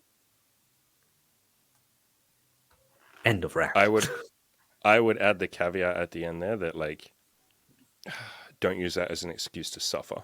Because I see people taking that, like they will take your sentence and go like, oh, so I have to suffer then. It's like, I didn't say that. Put in effort. So I think people go like, swing it back the complete other way and they go, oh, fuck, man. Well, like, why should I even bother going to the gym then? Because it's going to, you just said like nothing worth having comes easy. So therefore it's going to be hard. And it's like, no. Well, define hard. There's a dick joke in there, but I think when people hear the word hard, and I'm so glad that you phrased it like that, like define hard. Hard means a million different things to a million different people. For some people, hard means impossible. For you and I, hard just means like, oh, you have to put in some effort. It means it won't come with you doing nothing. But I think people hear the word hard, or they hear you say, you know, it won't come easy, and they go, oh, so it's fucking impossible then, and I'd have to make a million sacrifices, and I can't eat my cake anymore ever again, and I have to eat broccoli and chicken breast forever, and I have to torture myself, and I have to get up at 3 a.m. to go to the gym, and it's like, dude, that sounds torturous. That's not what we said. That sounds like a fucking medieval torture.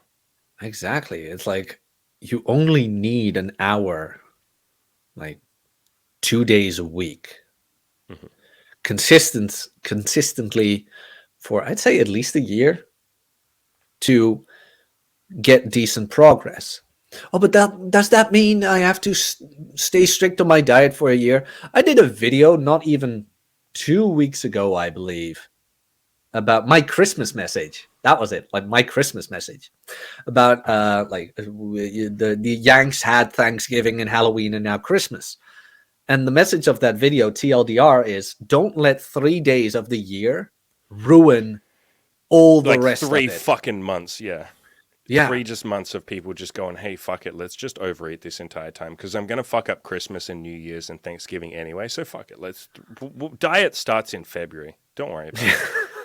I see so many people doing that, yeah. Yeah, where it's like, if you just accept the fact that you want to gorge on Christmas, just do it. But know that like December 22nd, 26th, 7th, 8th, 9th, that is not Christmas. You have no excuse there not to counterbalance your gorging on Christmas. Mm-hmm. Oh no, that's too strict for me. Well, you gotta have something, you know? Christmas, go ahead. Don't feel guilty about it. You really shouldn't. Just know that like leading up to it or afterwards, you're going to have to strategize a bit. That doesn't mean you need to starve yourself or go on tasteless broccoli or whatever. I can't even remember the last time I had broccoli. Fucking rabbit food. Broccoli doesn't sit well with me. Broccoli upsets my stomach like fucking crazy. I'm like mostly I do an animal based diet right now. It's like one of the few things that actually gets me satiated. So I was like, oh well, now I'm not hungry anymore after eating this. Okay, let's stick with that. Good. Carnivore seems to work pretty well. And it's pretty popular at this point in time. I got like 3 mates that are on carnivore, like really hardcore. Hey, you'll like this, or maybe you'll be disgusted by it. One of my mates in particular he has steak and he's gone, you know what if I just start eating this raw? Ooh. And so he just legitimately eats raw steak now. How's he I doing? tried a bit. He's fine. He's good. He seems to like it. I tried some. It's chewy. It tastes like literally nothing. So it's not bad, but I think for him, there's also an element of like removing some of the dopamine. He's had in the past, like a lot of dopamine addiction around like junk food and stuff like that. So I think he's on this weird quest to see how bland he can make food. And if he can get it down to its like base constituent. So we talk about autism, but get it down to the point where it's literally just to survive. He seems to be going pretty well with that. He's been doing like that no for salt a year. either? He put salt on it, yeah. Oh, okay, good. Yeah. I've heard about it. Like I eat my steak pretty rare, Mhm. but This I is don't. extra rare. Yeah, I mean, I don't want it raw. And this is not a thing where it's like, oh no, illness. This is more like, no, I like my food to be warm, kind of thing. I don't like cold food. It's like one of the stupid jokes my dad used to make. Like, Dad, why do you always eat so fast? Well, I don't like cold food. It's like, I cannot argue with that, you know? It's like, fuck. End of discussion. Yeah, it was edible, barely. But that's part of the appeal for him as well, is that you eat a far less amount of it because it's not particularly nice. And so you're basically just eating to survive at that point. There's almost no pleasure from the food. So Mm. I can see it being something that he keeps up. He's done it for about 3 months at this point. He seems to like it. But I find it hilarious that with the internet, the the dogma of nutritional advice is just thrown to the curb, and I love Mhm. it. It's like, here's the food pyramid, people. Get your carbs in. Then there's some assholes online where it's like, hey, we only eat red meat and we feel fine. It's like, oh, no, please don't listen to them. But they look jacked and healthy and they're not on meds. What do you, we're going to try that. Like, then the Yeah, articles I pop think up. Like, did you know alt-right fascists like meat? I'm not kidding. red meat causes cancer if you also include salami and other processed meats And as smoking red and meat. not wearing your seatbelt. Those like researches are just terrible. Oh They god, yeah. It's like the anti-fat movement in the whenever it was that the agricultural 80s. industry, yeah, pushed. That we're still, as we're talking about the food pyramid, still people. I don't know what it's like in your country, but here, yeah, the food pyramid is very much pushed in school Oh, as like the here as base well. of your diet should be as much carbs as possible. And you see what kids eat for breakfast, just straight up like cereal, like Sugar. carbs, like 100% just straight up carbs, simple carbs. And it's like, what the fuck are you doing? Where's the protein? I mean, For it's lunch, fucking. sandwich with peanut butter and like Yeah, no protein whatsoever. nope. Maybe It some is cheese. insane. The Netherlands right now is going crazy. Hmm. Like every morning, and I should really quit doing this, but there's just this tiny fraction of hope that one morning I wake up and I hit up the news, and it's all of a sudden, you know what? The ruling parliament just woke up and was like, you know what? We're kind of ruining this country with our climate nonsense. Huh. Shit. Let's not do that. And energy prices go down and cost of living goes down again. It's like, I just wish that would happen. Nope. Every day it's getting worse and worse and worse. This morning, It's even. like wishing the sky was red. Oh, Tomorrow, I wish the sky was green when I wake up. at this point, it is just naivete from my end. It's getting worse and worse. Like now with the digital identity, it's Oh, have you guys got that shit? We flirted with that in this country, and I think they're probably still going to do it during the COVID era. They yeah. played around with that kind of shit, and I was like, we're all going to get microchipped, aren't we? It's not going to be very long before you microchip us, and yeah, I think that's some of the fun that's coming. Oh man. Oh, can I ask you a very serious question? You can ask me one very serious question, but you One have to then. ask it seriously. Yes, I will because I've got a hunch that like you and I are pretty much on one line on most things. What do you think about kids They're having them yourself? adorable. No, thank you. I had a vasectomy when I was 28. Really? I can't blame you. No, honestly, I Is really that the opposite of your answer? no. No, absolutely not. I was just wondering what you think about it now that we've dabbled a little bit into politics, but I don't see this going back. And I'm kind of like, look, your average child these days is already born with a like what was it? 36,000 euros in debt. Hmm. And with the way we're heading, I'm kind of like, knowing what I know, would I want to let somebody live through that?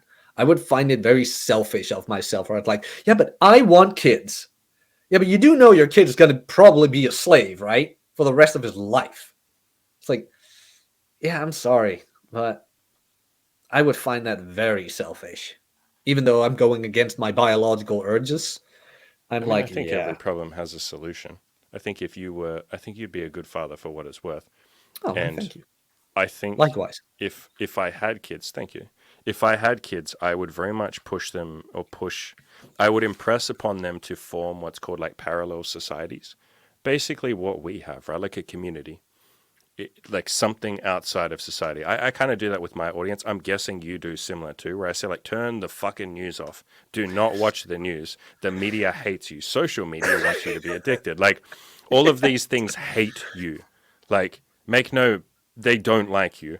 And so I think if I had kids, which I'm not going to, but if I did, I think I would very much push on them like, all right, hey, so you're not going to school, no matter what. You are not going in the education system, or the slavery system, as they call it. You absolutely are going to have a job, and that can be any capacity you want. I'll help you start a business from when you're like, I don't know, fucking 8. I'll get you to start hustling. If you want to, I'd make that very clear that like, and I'd show them what money is going to get them and how it'll get them the nice toys they want and all of that kind of stuff. And yeah, I'd make them a fucking hustler from day one. And I'd say, I'm going to teach you all the skills of how you find people that are ass kickers as well, people that would take a bullet for you, because I think that building some sort of tribe of parallel society, as I said, I think stuff like that is absolutely fucking mandatory. We saw a lot of that in 2020 and 2021 with all the lockdowns and all that kind of stuff. The importance of tribes and people that would have your back. I went hardcore searching for people that were like on the same wavelength as me, and I obviously broadcasted that in my content. Maybe you did too. Oh man, I even joined a political party right now. Like not as a just as a support member, just to get with like-minded people. Yeah. Because they have now an app and you can connect with other members. I'm like, look, we're gonna need it because shit is gonna go down. It's gonna go down hard. Because like with the digital identity, so you have the ruling parliament and then you have like the entire cabinet kind of thing. So with the opposition and the ruling party. So a motion was accepted that the Netherlands would not partake in the digitalization of identity in the European Union. So they voted against that. The ruling government said, fuck you, we're going to do it anyway. Yeah, we had the same sort of stuff in 2020 as well, where it was like deemed unconstitutional to have lockdowns and stuff. So they're like, okay, but we're still having lockdowns though, because here's the way we get around it. We're declaring a state of emergency. And during a state of emergency, which is normally only declared during wartime and a nuclear fucking bomb going off or something, we can do whatever we want. So yeah, I think that's where, like I said, it comes into, it's like that quote, man, the only way to win is to not play the game. I very much feel that with, I won't say society in general, because I don't think that's the right way of saying it, but like, at least like politics, something like that. Yeah. It's why I generally opt out of most political stuff and most media stuff and most like news and most like even a lot of pop culture. I just opt out of because I'm like, you're just doing what everyone else around you's doing. Yep.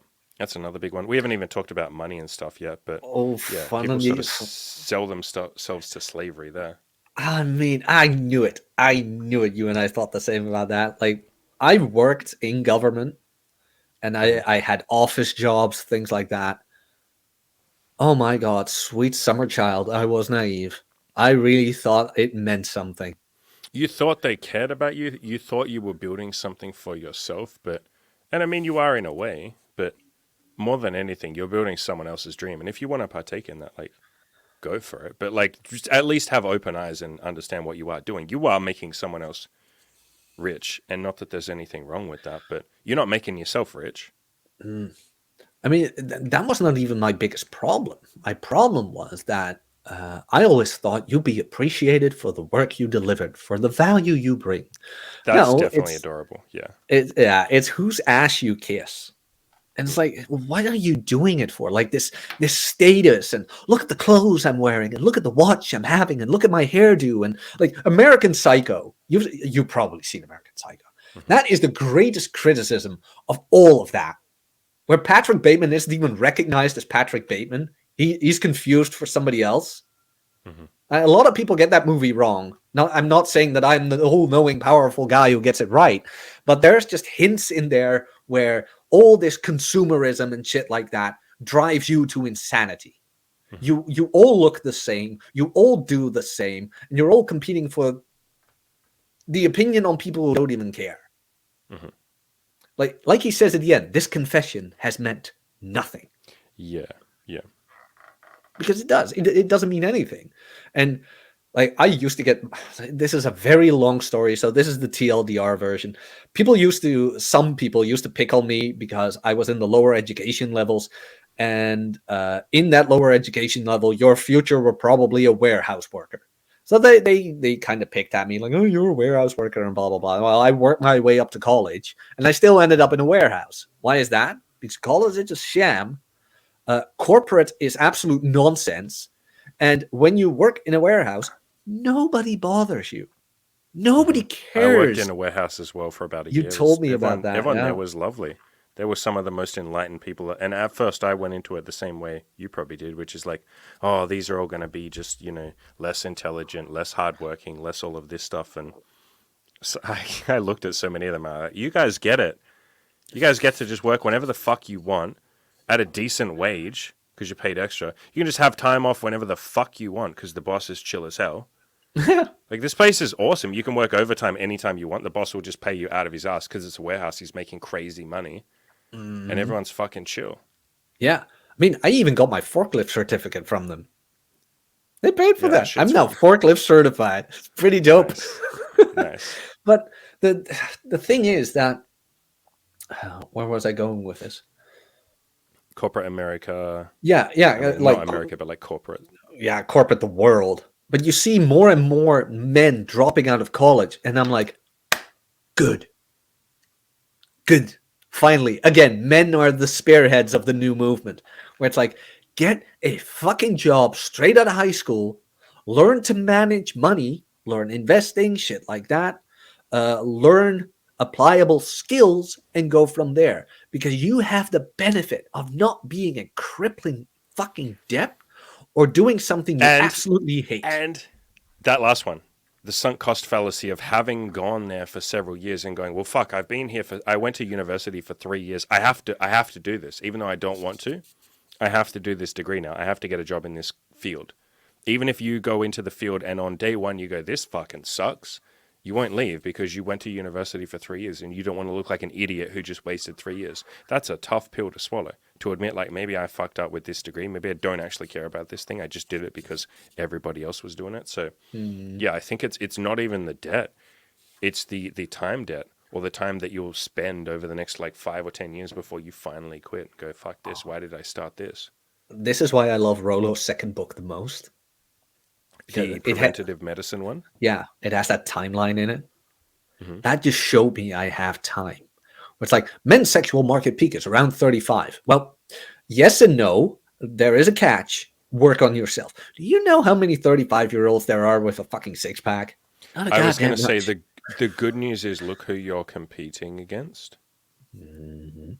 Like other 30-something-year-olds who just have a fat beer belly and kind of gave up on life, and there's no ambition and there's no self-improvement. You can see like the slow, steady decline downwards over the next like 30 years, and you can almost see that the optimism has like drained out of there. This isn't everyone, obviously, but this is a lot of guys, a lot of women too, where it's like they're on that decline and they know it, and there's no fighting against that. Oh yeah, this is such a shame. And I like there's this girl I'm seeing now, and she and I every now and then talk about this. And I just tell her, like, I pity women so much. She's like, what do you mean? Like, you are the largest demographic that has been lied to the most. My mother, I've had this conversation with my mother. She's like, she just randomly on a phone call one day, she was like, I think because, she was around with the first or the second wave of feminism. She's like, I think feminism has really hurt women. Like, she just came out and said that. And I was like, yeah, how so? And she goes, because they've told a bunch of women that they can have career and children and that they don't have to prioritize one of those. And then when they get to 30, 35, they're like, oh, no, you still got time. And then when they get to 40, it's like, oh, sorry, you ran out of time, you stupid bitch. You should have known that, dumbass. Yeah. I think it's such a shame because remember that question you asked me, like, do you respect women? I'm kind of like, ah, damn. I thought about that answer like long after, where it's like I should have phrased that differently. So now I'm going to set the record straight. Like, can I respect a woman? Of course I can, but not for the sake of her being a woman. And that's the same thing with man. I That's shall that's the not conversation that we were saying. Like you don't just get respect because you go like you have to respect me. It's like, but you haven't earned that. Like what? No. I don't disrespect you, but it's neutral. You haven't earned the respect, and you haven't earned the disrespect. It's like it's neutral. Yeah, it's like Gina Carano. I respect her. She can kick my ass. Ronda Rousey. She'll earn respect. It's like no word from me. But not just because she has a vagina. Like, that doesn't work that way. Decency, as we mentioned back then. Yeah, and to be fair, I think most women understand that concept. I think it's like, it's generally speaking the ones who don't have much going for them who are like, you have to just respect me. Sorry, you have to just respect me. And it's like, but for what though? And it's like, well, because I don't have any other qualities, please. And like, fuck, can I just have it? Please love like me. I see all these other women getting respect or validation or attention or all of that, and I'm not getting that. So can I please just have what they're having? Because it's not fair. And it's like, yeah, but they're nice, or they're sweet, or they're interesting, or they're pretty, or they're hot, or they've done something cool. Mm-hmm. Like, what do They you earned it? Demand. Yeah, supply and demand. Demand. Yeah. But yeah. Okay. Hey, so I want to ask a couple of questions because I do have to go on a little bit, but I want to ask you I want to blast some questions at you. Go ahead. And we're probably not going to ask all these questions because I made a shitload of notes and we didn't actually cover any of this shit. So Dude, I would love to do this again. You're great to podcast with. you're a great to podcast with. That was a terrible sentence, Jack. So Now it's my fault. Money. Hey, listen. Yeah, I fucked up your podcast on your channel. I interrupted you about 100 times. I don't care. Go ahead. All right. Okay. I'm going to blast you some really cool, fucking amazing questions. Man, I wrote so many questions here. We've done none of these. Okay. So, what are your top 5? This is a big, life changing freaking question. Ultra important, big meaning of life question. What are your top 5 philosophies? So, you can do some on dating or fitness or life in general or women, whatever you want. Like how do you navigate life? My number one, I thought about this long and hard, means just because you can doesn't... You think about a lot of things that are long and hard. Anyway, continue. I walked right into that one. Hey, that's what she said. No, number one would be just because you can doesn't mean you should. And this is something I learned with lifting.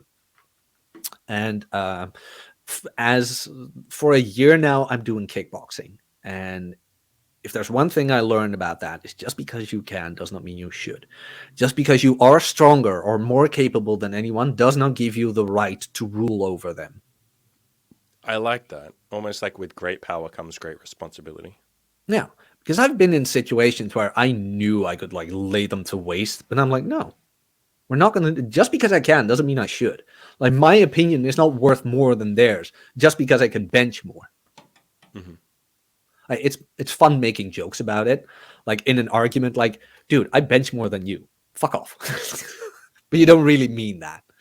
Sure. That would be the number one, where it's like, use the capability you have to support others, not setting yourself on fire to keep others warm, not like that. Yeah. But give what you have to give, almost. Yeah, give you what you have to give to the people you want to give it to. I think that last bit gets missed, where people, and I've said this before, I've done a lot of content recently on like giving value to others, and I say like just give wholeheartedly whenever you have to give. And some people have sort of, maybe I didn't explain it well enough, but some people have sort of taken that and gone like, but what if I don't want to give to a certain person? It's like, well, hey, I never said give to people you don't want to fucking give to. That's the point. You're doing it for you. You're not doing it for them. You're giving for you. So I'm glad you underlined that. I think that's an important caveat. Mm-hmm. Another one would be blood is not thicker than water. Oh, mate, that's some people's religion. That's a big one. Well, a lot of families use that, don't they? Welcome to atheism, boys. Sit down, because I'm going to tell you. That has been used so many times to guilt trip and manipulate people into submission. Yep. And I Yep. I am vehemently opposed to that. Yep. Where it's like, no, just because you gave birth to someone or that you came out of the same vagina does not give you a free pass. Mhm. On the contrary, it gives me reason to be way more judgmental. It is also a non-negotiable for me. Like, I am open to a relationship, but if her parents are toxic, it's a no-go. Yep. Unless she admits it. Unless she agrees That's with, fine because then she's on your team with it. yep. If she's on my team and recognizes the behavior and acknowledges the behavior, I'm like, cool. And like Stefan Molyneux used to get a lot of guff for this, where he's a cult leader. He promotes cutting ties with family. No, dipshit. If you actually listen to those podcasts, he's just very open about, dude, your mother was abusive. Why are you still hanging around with her? Because a lot of people are just blind to that. Where it's like, oh, but she's my mother. Yes, But but she she loves me and also, I love her. Yeah. yeah, oh, do you hit people you love? And then you hear the wheels turning. Like, if that's what you do with people you love, I don't want to know how you treat people you hate. Yeah, and that belief comes from, as in the family that's abusive or manipulative or whatever it is. They have a story in their head which goes like this. As in their view of love goes something like this: if you love me, you'll do what I want. Yeah. That's like the call of like manipulators, right? If you loved me, you would do what I want. So therefore, I'm justified in manipulating you, abusing you, all of that kind of stuff because you're supposed to do what I want. You love me. You would do anything for me, right? And so it comes from this very manipulative place, yeah. But I think, yeah, I don't have anything else to add to that. But I love that as a one. That's a big one, man. That's a lot of people's religions. I mean, I had to go through that myself. I mean, a little backstory here. My mother used to be a vicious alcoholic. And there are years of my teenage life wasted on believing it was my fault. I can imagine. Yeah. I mean, years of my life have been wasted on thinking I could have saved her or I could have You could have helped her. done more. Yep. Yeah, and it's like, oh, but my mother loved me and blah blah blah blah blah. And not even through therapy did this finally hit me. Like, this happened because I listened to Stefan Molyneux because he asked the right questions. Where it's like, Yeah. okay, you think your mother loved you? Would you do this to somebody you loved? Now, I'm not saying my mom didn't love me, but if she did, she could have altered her behavior pretty much. Mm-hmm. And there was one other thing in therapy where it was like that did hit me, where it's like, she grabbed the bottle, not you. That was just a process you have to go through if you have that guilt, where it's like, no, I didn't give her that bottle. She did it herself, kind of thing.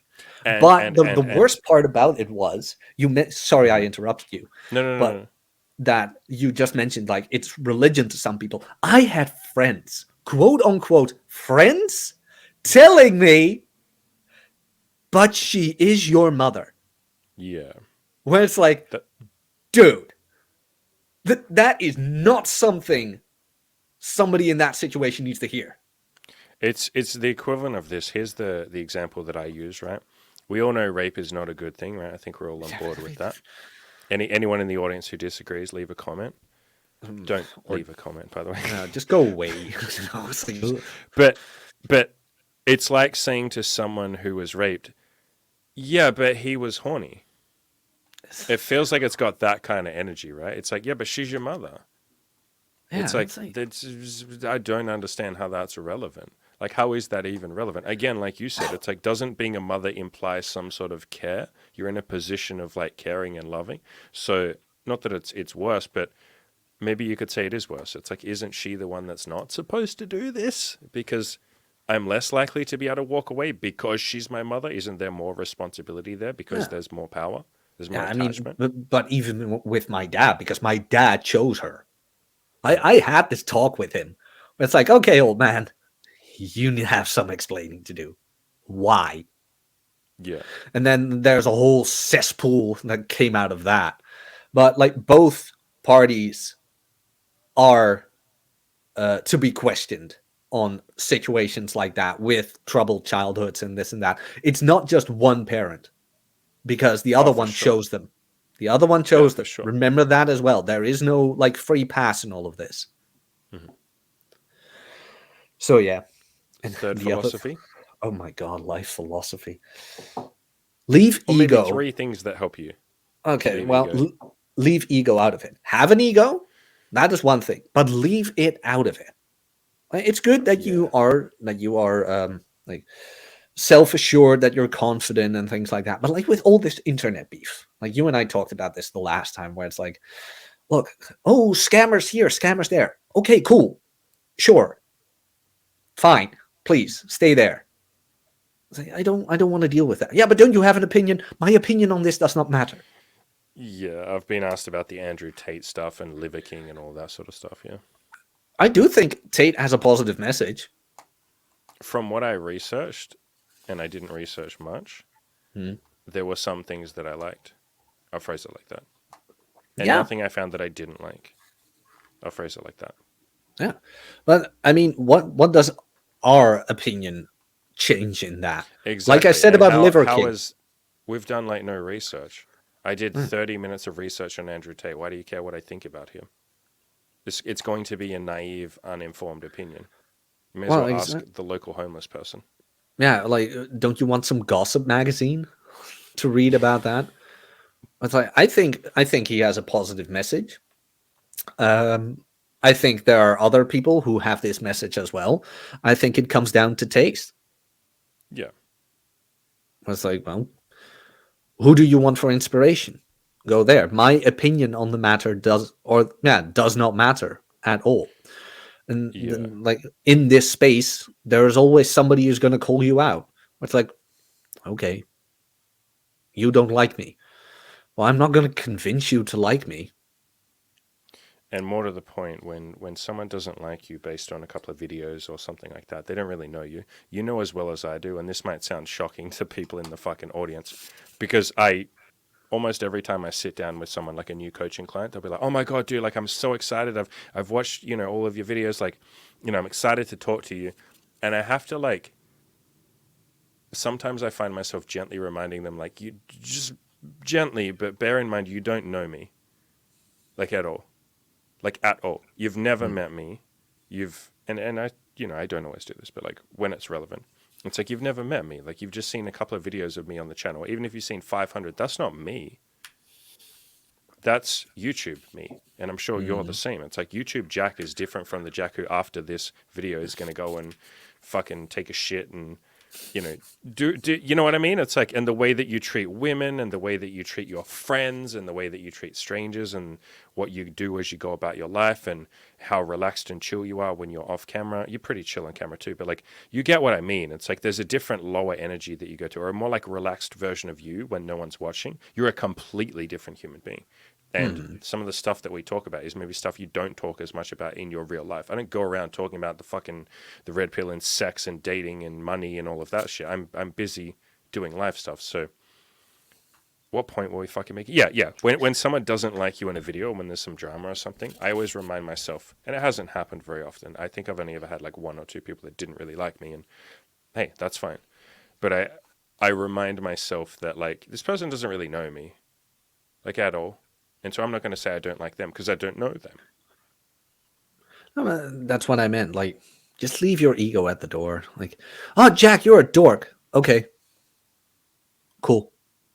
I probably am, by the way. So, I love one of my favorite things to do when I get criticism or a negative comment or something. And to be fair, it doesn't happen very often. My audience is pretty fucking lovely. But I will go inside myself. I'll look inside myself and see if there's some truth there. And there almost always is. Almost always. Like I got called a degenerate the other day. You're a degenerate. You're having sex with women outside of marriage. You and your girlfriend sleep with women. That's degeneracy. I looked inside and I was like, I am a bit of a fucking degenerate. Like I'm into some kinky shit. Like some messed up kinky. I'm a fucking degenerate. You're right. I actually agree with you on that one. And I've mhm. found almost every time there's negative criticism, if you can leave your ego at the door, as you say, you can go inside and see where they might be a little bit right.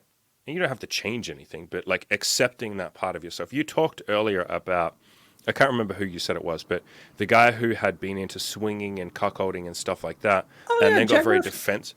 Yeah, and they got very defensive when someone brought it up in the future. It's like, wait, but isn't that true? Don't you just go inside and say like, yeah, well, I did do swinging. Okay, let me accept that part of myself. And I think when you Mhm. fight when you have that ego, you're always left vulnerable. You're always left like insecure as fuck for that one person who's going to get the spear and jab it into you, and you go like, shit, I'm defenseless. My ego was the only thing protecting me, and the ego is not a very good protector.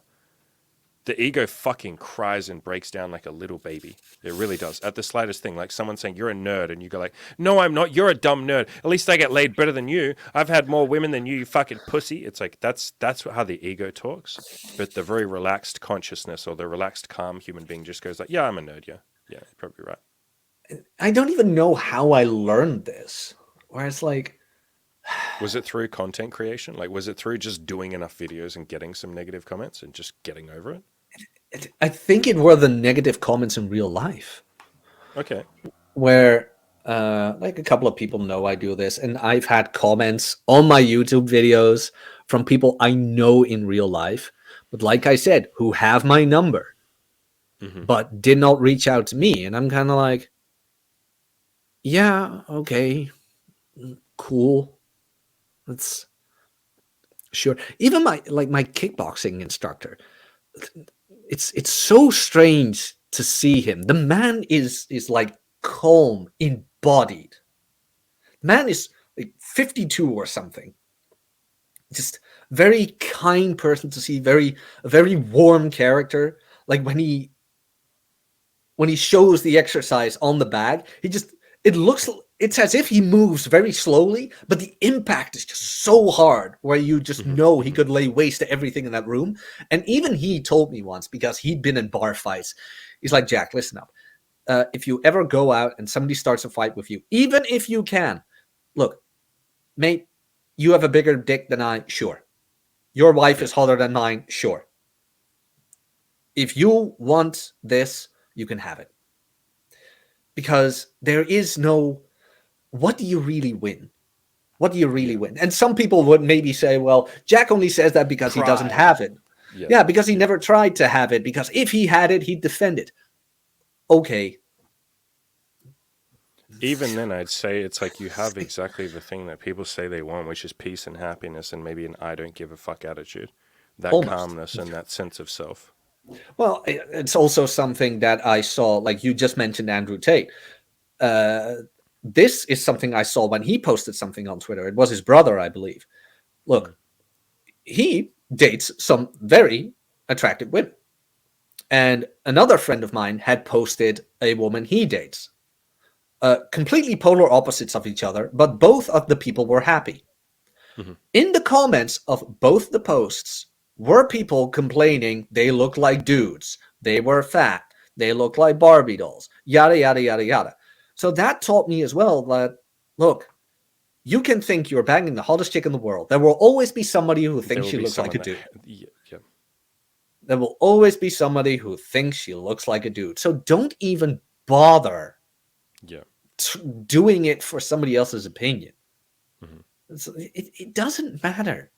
They're gonna find something to hate on you anyway. It's like, and look, I'm dating a 10. You post her, and somebody's like, "Oh, that's a 4." It's like, yep. So when somebody asks me like, "Well, what kind of the women you date?" All slumbusters, all of them, all 4s, 3s and 4s. It's like, what else do you want to hear? Because when I say I banged 10s, you're gonna be like, receipts or it didn't happen. And if I post them, you're just going to say they're ugly anyway. So you know what? Sure, I bang 3s and 4s. Done. End of discussion. Like, oh, but people will think you're a loser. Well, then I am. At least my coffee is nice.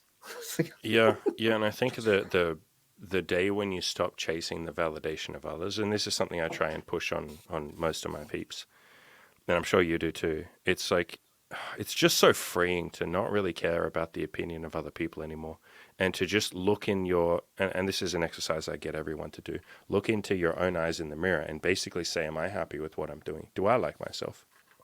Am I chill with what I'm doing?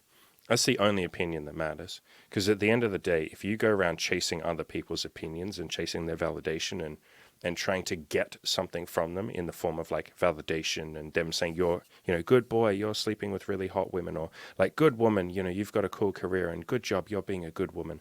Like if you go around seeking that, what happens when you lay your head on the pillow every night?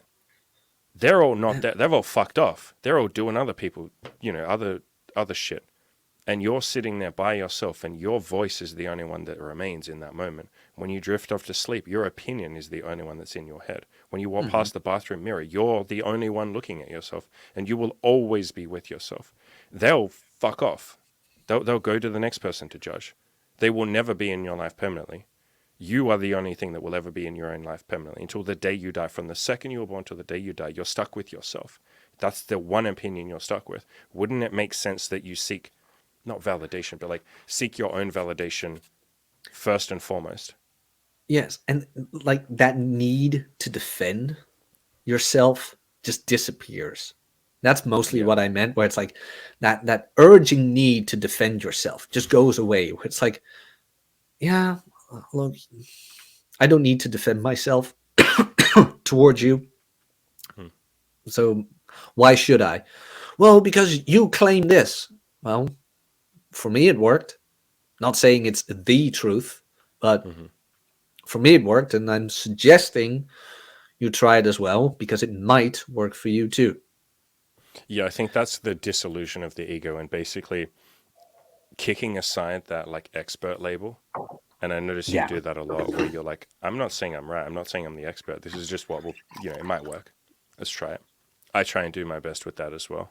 Because I feel like if you sit there and say you're the expert, or you say you have all the answers, the second it doesn't work for someone, you got to defend that. It's like at some point I can't be bothered defending. And who are you defending yourself towards is also a thing. Yeah. It's like, look, I can with all honesty say that I'm not where I want to be yet, but I'm very far removed from where I not want to be. Yeah. That's a good way of phrasing it, yeah. And that's a very good thing. It's like, I can improve. I can improve a lot. I don't like where I'm living right now. Well, I want to fix that. Oh, how do I want to fix that? Well, right now it's a bit of a coin toss where it's like, am I going to leave the Netherlands? It's looking pretty good to do that right now, in all honesty. Well, where do you want to go? Well, something where it's warm, at least. Well, that doesn't leave much room then, does it? Too much, actually. It's like there's plenty of places in the world where it's warm enough all year round. So kind of navigating on that. Beautiful. But it's like, who do you need to prove yourself for? Like you and I said, everybody has something in the closet. I mean, that's why I'm very open about my geek shit, things like that. You're not an alpha male. Never said I was. Yeah. It's like, oh well, things like that. I don't hold much value to the whole a real man does, which I found is nothing more than a shaming tactic. A real man does whatever fits my agenda. Here's if you want a definition of like an alpha male or a real man, and this applies to women too. If you want a definition of a real woman, a definition of any of these things, someone who does whatever the fuck they want and acts with integrity. Like integrity to themselves, as in what they want to do. Acts in line with that. That sounds like a real man to me. It sounds like a real woman.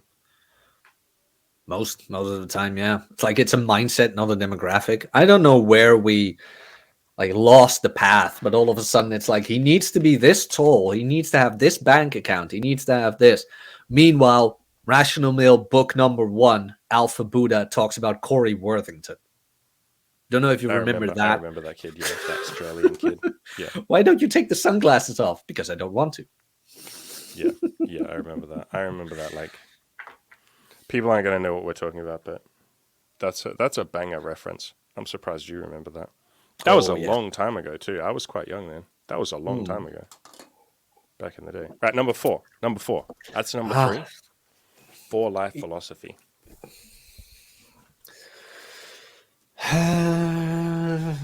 Clary's going to love me for this one. Spend less than you make. It's like, look, your stuff is not worth being indebted to anyone. The amount of money you need to earn depends mostly on the stuff you have and want. And also because you need to store all of that. Now, if you want a lot of stuff and things like that, if you want a lot of trinkets, go for it. But I'd advise to do it on your own terms instead of taking the easy way out and going into debt, so that there's always this glooming threat hanging over you of, hey, if I lose income, they're gonna get me because then I can't make that payment. So spend less than you make. It's a big one for me. I like that. Number 5. That's a good one. Oh, yeah. No, I do have one. Speaking of a real man, there's only one, and I'm a bit of a hypocrite on this one. I am. So people can call me out on this. I am a bit of a hypocrite. I do think that as a man, it is somewhat your duty to put in the at least amount of effort into yourself so you can at least be capable to the best extent loving and taking care of the ones you care for. Mhm. I think that's the best way of phrasing it. I mean, I guess you're talking about responsibility, as Jordan Peterson always talks about. Yeah, mostly. Like, I don't get why, as parents, you like get obese, because you're not just hurting yourself, you're hurting the people around you as well. Like, and with loved ones and friends too, your illness is their illness because they care about you. They see you suffer. They see you go through it. So stop being a jackass, take care of yourself. If not for you, then for others. I think that's a decent place to start, honestly, because a lot of people struggle with that, like, oh, taking care of myself, because they almost have this like martyr mentality with their children or their family, where they'll go, no, I can kind of neglect myself because I'm going to care 100% about my kids, and I'm just going to pour everything into my kids. I think a decent analogy here is like, on an aeroplane, you put on your own oxygen mask before you put on your child's oxygen mask. So the same thing here. It's like, you got to love yourself. You got to take care of yourself. Make sure you're in good order, so then you can be in the best position to have a lot to give to your kids. Yeah, exactly. Like, if you're fat and unhealthy, you're, first of all, not setting the right example, because most people like lead by example, especially kids and things like that. And if something were to happen, they can't even rely on you. So what good are you? Yeah. Like, to be blunt. I So at do least get it. make the best out of yourself. Yeah, I think it's similar. It reminds me of that quote. I don't know if it was Seneca or one of those people, Aristotle, like one of the old school boys, the old school philosophers, that The old said school Red something like, Pillars. essentially, that said something like, every man should know, like every man should lift weights. Every man should know the beauty with which his body is capable. I think it was Seneca. It was one of those old guys. Socrates, one of those boys, that basically said lift weights, like maximize yourself out, learn what your body is capable of. Because I think at the end of the day, people can do whatever the fuck they want, but I think there is a lot of potential there, and I see a lot of people that don't realize it or don't appreciate it or don't know it. It's in innocence. They don't know any better, but whether that's with lifting, whether that's with self-improvement, I focus more obviously on mindset and stuff like that and general self-improvement. I think people don't even go deep on their mind and understand, like, wait, I don't have to be full of negative thoughts all the time. I don't have to just grab the candy bar because I'm feeling like self-medicating. I can overcome that. Like I can use my mind to overcome that. I can figure out how my mind works and maximize it. I can have like cheat codes in my head and make myself literally a more efficient human being. I think people just don't know that that's possible because they're generally not told. And like, it works the other way around as well. A lot of people like go into that positive mindset thing, thinking they can never think negatively. Where it's like, oh, and I need to ban out every negative thought. And I'm like, And yeah, they but develop almost a neuroses around, like a yeah, pathology around, like, what the I've had so many guys that go, what the fuck? So, for context, one of my favorite philosophies is give yourself permission to suck, which is essentially saying take your ego out of it. So the same one you had.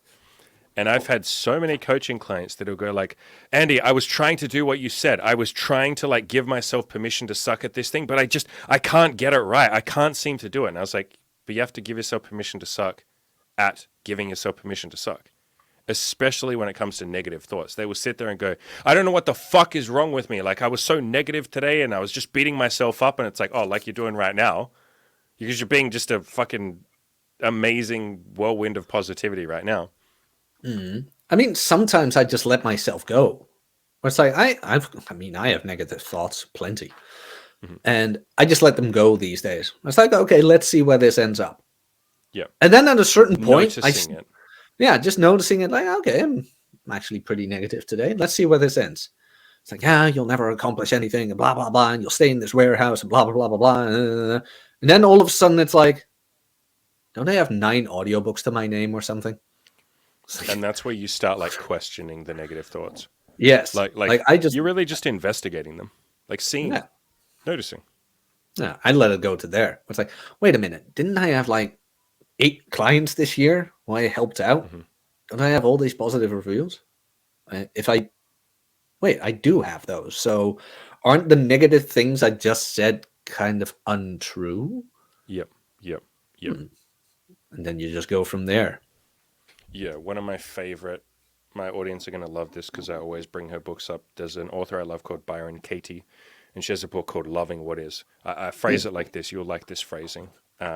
She's a female Stoic.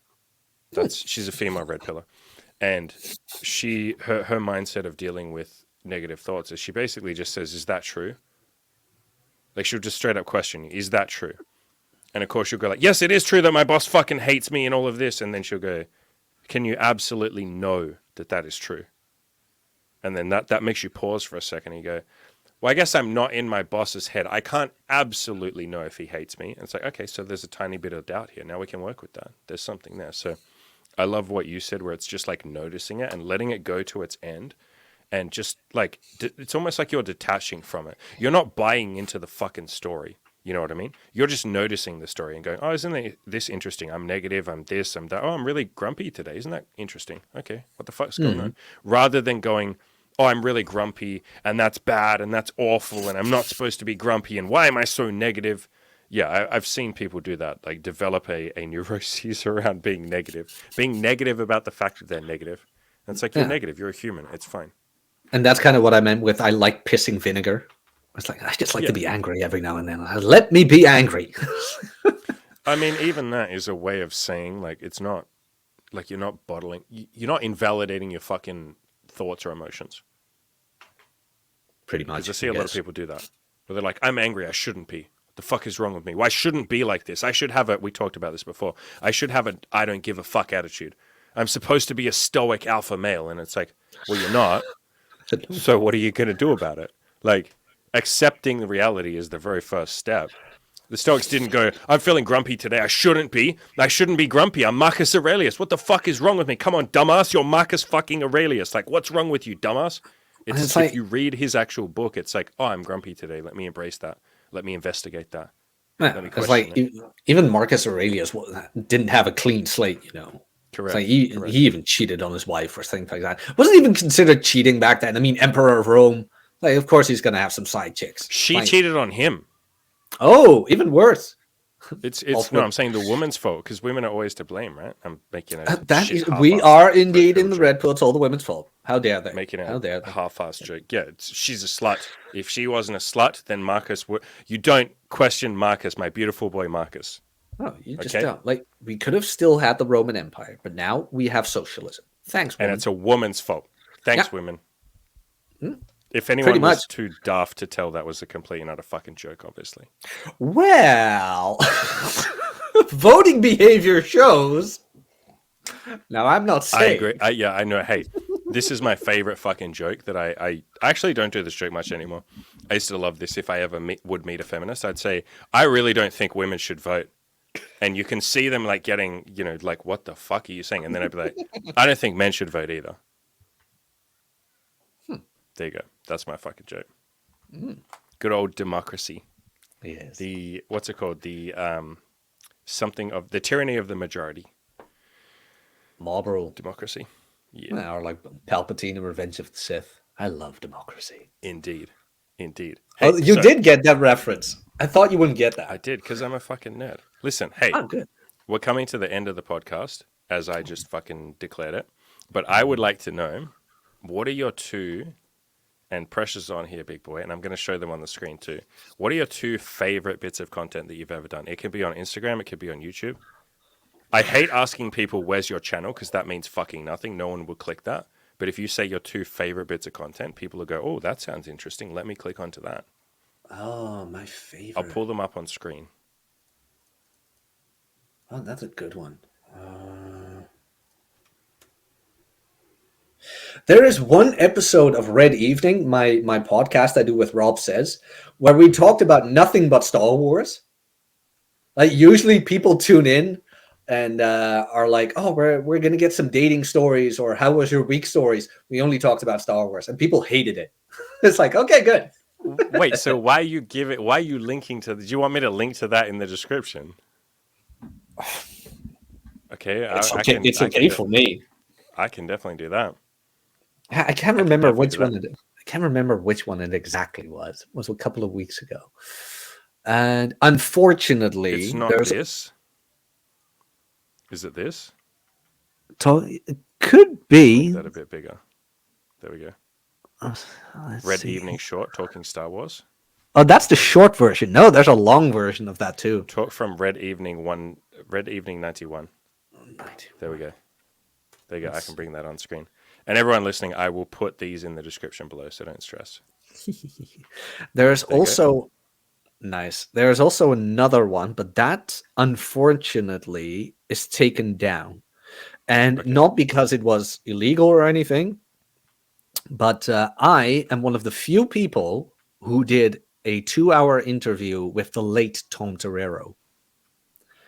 Mm. And I emailed the lawyer who handled the Tom Torero estate Mm-hmm. with the question if I was allowed to keep it up or not. Mm-hmm. And they kindly requested me to take it down, which I did. But that was a great interview. I really love that. So it's going to be a hard one now. Favorite one. Damn. I did so many cool things. Like I did an interview. I sat down with Rolo Tomasi a couple of times Mm-hmm. with Ryan Stone. I had great shows with Aaron Clary where we were at each other's throats all the time, just banter back and forth. I did a great narration on Ian Ironwood together with Torsha, which I'm pretty proud of. Narrations by the Book of Puck. I even have an interview with Jack Donovan of The Way of Men. You ever read that? There you go. Let's also. Why am I not subscribed to your channel? I thought it was. Let's look up the Jack one. There you go. That's what we're linking to. Easy done. 2 bits of content. I'll leave a link in the description to both of those. Look at this. With Jack Donovan was pretty cool, by the way, because he literally looks like a fucking movie star. Look at that goddamn lighting and shit, son. Holy fuck. Jesus Christ. He was that is one of the harder podcasts I did because I had to get him talking. He was a bit like very shy. Jack Donovan was shy. He wasn't shy. He was just very direct with the answers, and I'm kind of like, okay, yeah, shit, like because like the podcast you and I did are very natural, just like conversation having, like the ebb and flow of things. But for some odd reason, it was very like wooden, that podcast in the beginning, and I was like, look, whose fault is this? I'm running this show. Like, what am I doing wrong here? So in the middle of that show, I had a reflective moment where it's like, I'm taking this way too serious.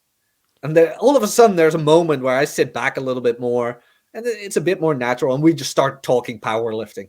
Because apparently he got his tattoos at the powerlifting gym he used to go to because he competed in powerlifting, and we had an entire conversation about that. And like, and why lifting is important, and blah blah blah blah blah, and minimalism came up, and the core values, which his book is based on, things like that.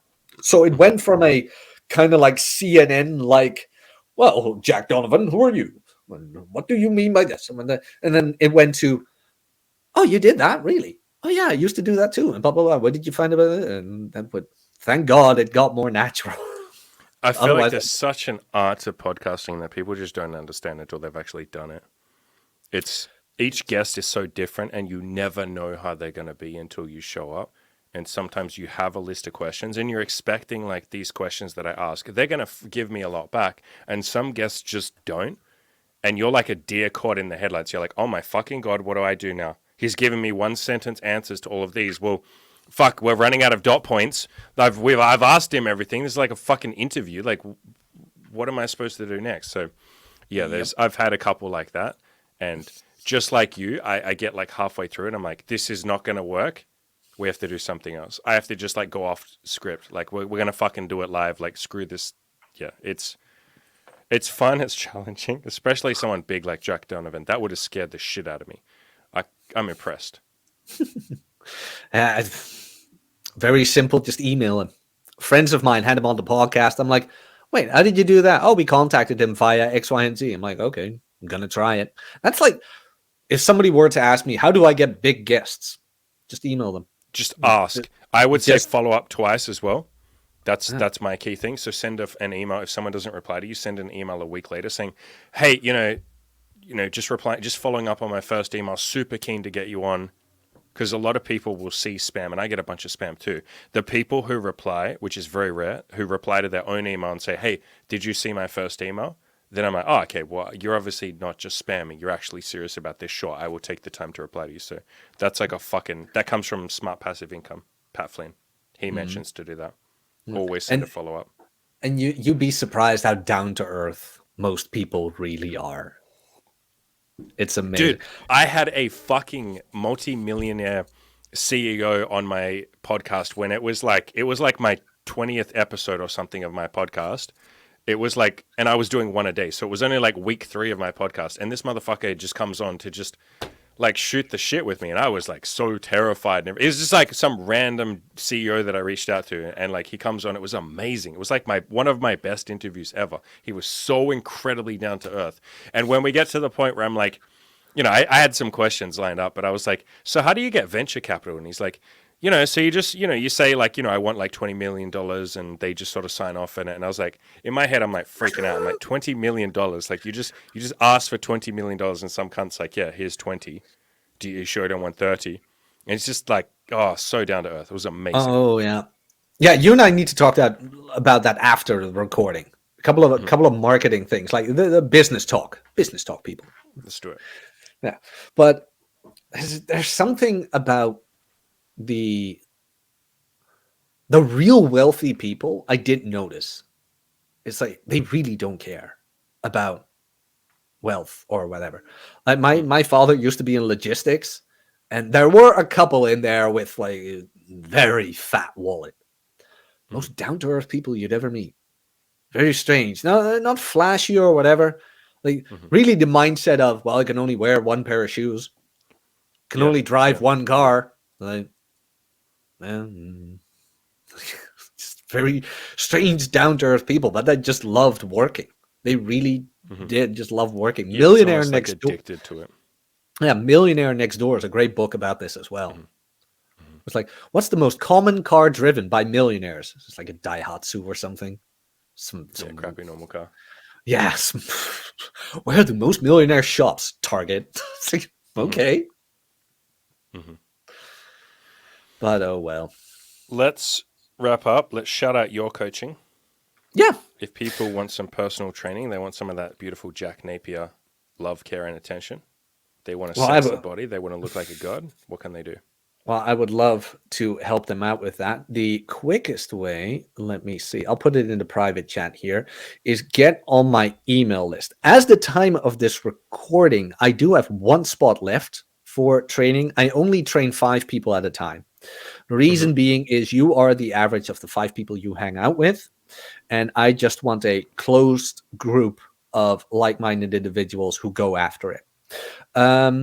You will have weekly form checks, a personalized diet plan, a personalized training schedule, and a monthly consultation with all the other members.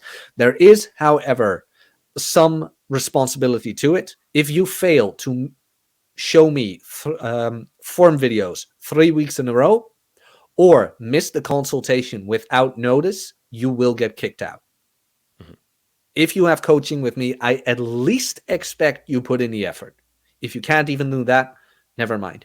But the link to my email list is there in our private I'll chat. put it in the description. Yeah, It'll be which down and we'll below. probably put in the description, and you will be updated on the next spot available, and I'll give Andy the link to the monthly accountability program as well, so he can post it there too. And if you're interested, you can read up on there.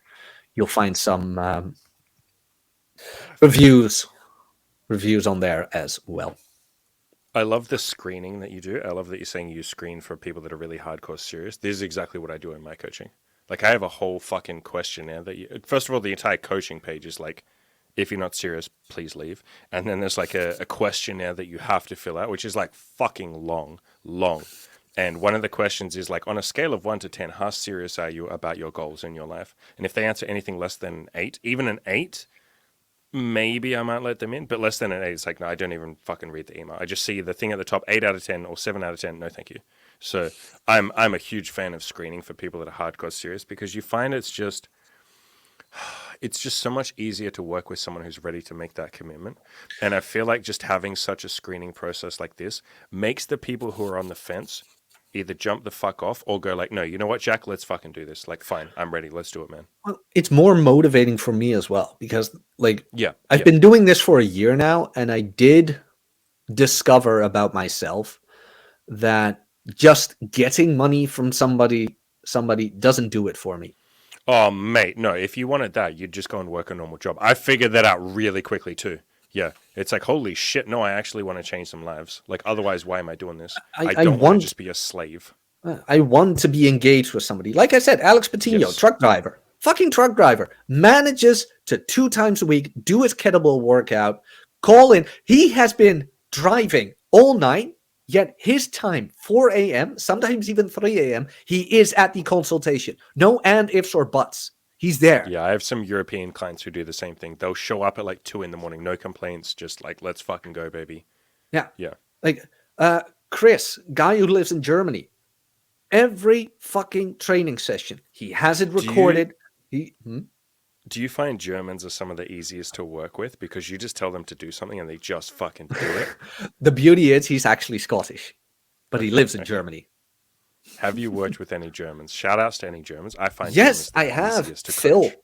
I have. Phil, great guy. Great guy, is doing a lot in the gaming industry, but he was an absolute pleasure to work with.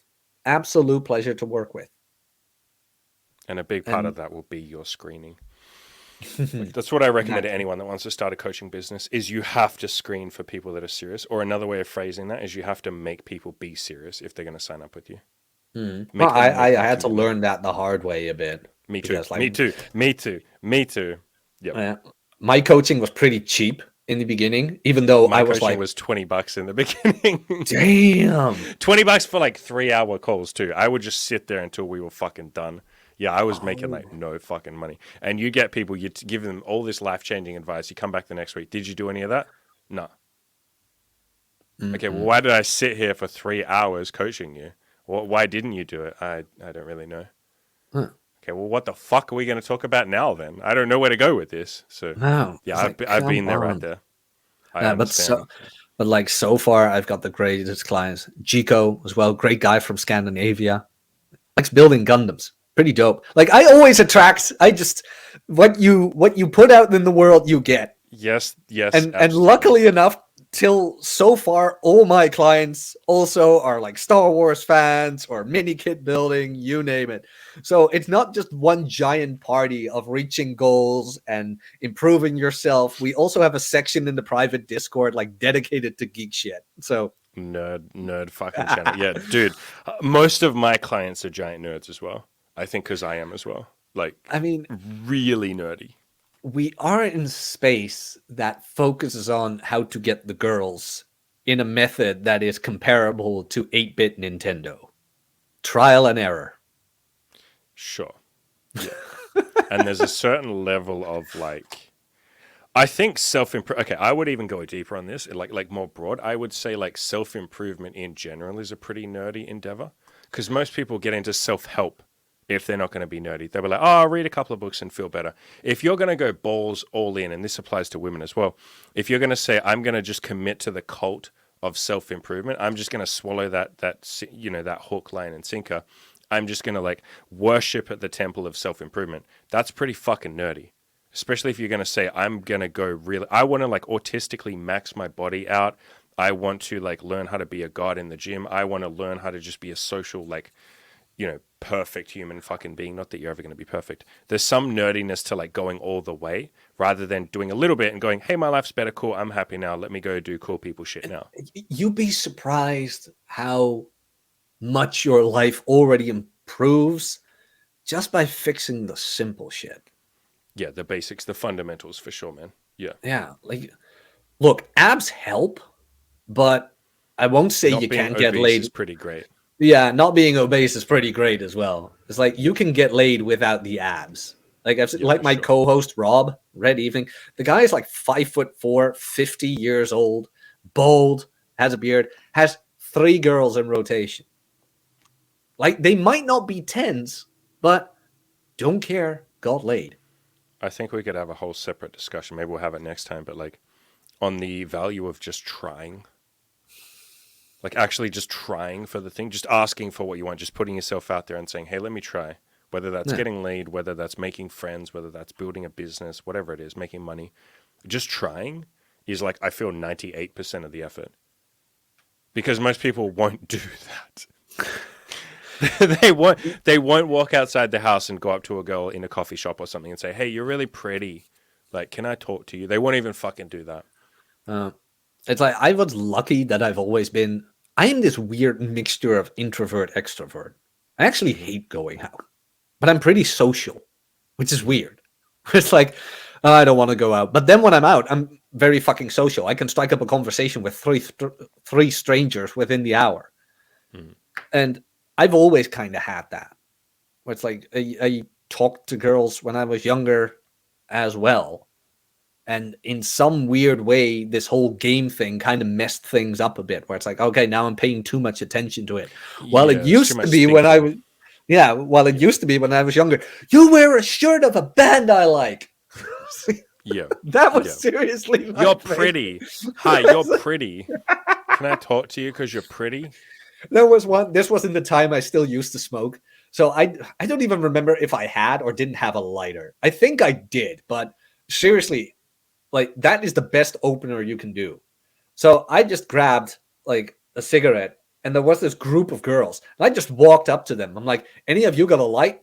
I'm like, oh, sure, blah, blah, blah. And they all start talking. I'm like, okay, what are you doing here then? What's a group of lonely women doing in a city like this? Because this town really isn't that big. Oh, well, we're showing our French friend the everything around and blah, blah, blah. And at that same time, the French had just lost to the Dutch football team. So they were rioting in Groningen. And I look at her, I'm like, could you please stop ruining our city? Thank you. And she just looked at me with that glance of, you asshole, but you turned me on. kind of thing. Never read a game book in my life. I just went for it. There's something to be said for just trying. And again, I'd love to pick this conversation up and like fucking go balls deep on this. Like the value of just giving it a go and taking that first step and not being perfect with anything, whether it's talking to women, whether it's working out, losing weight, just starting, trying. With approaching, I am now at that point, even like if I even approach, let's be honest here, I don't approach a lot. Like every once in a blue moon I go out, but I'm also like at that point, like, let's see how messed up this can get. Like how long will it take until I'm struck out? Mm-hmm. And then usually you get to that point where she is also like, yeah, man, I know this is awkward and blah, blah, blah. But no, I do think I fancy you. It's like, okay, we just go from there. It's like, oh, thank God we had the awkward moment. By God. Yeah. Like for girls, it's hard to, Oh, just, sure. Yeah. It's like they get hundreds of guys opening up to them. And usually awkwardly and indirectly and nervously and yeah, it can work in your benefit being the guy who's just open about it. Like, hey, this is kind of awkward and pretty lame. But I thought you looked cute, and I wanted to say hi. How's your evening going?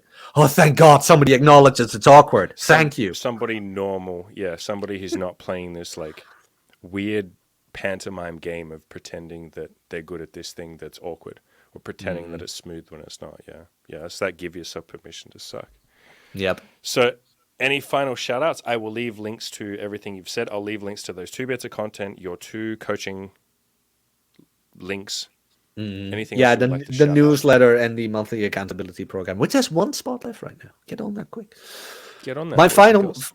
my final message. If you're watching this, why haven't you hit the like button and why haven't you subscribed to Andy? Make your life worthwhile and do those 2 things. They're free, so go do it. That's it. Wow, what an amazing outro. I appreciate you, brother. I appreciate you coming on. This was a lot of fun. Likewise. We got to do this again. I'd love to. I'd love to. Hell yeah. I appreciate you having me on. Let's do it. Let's go.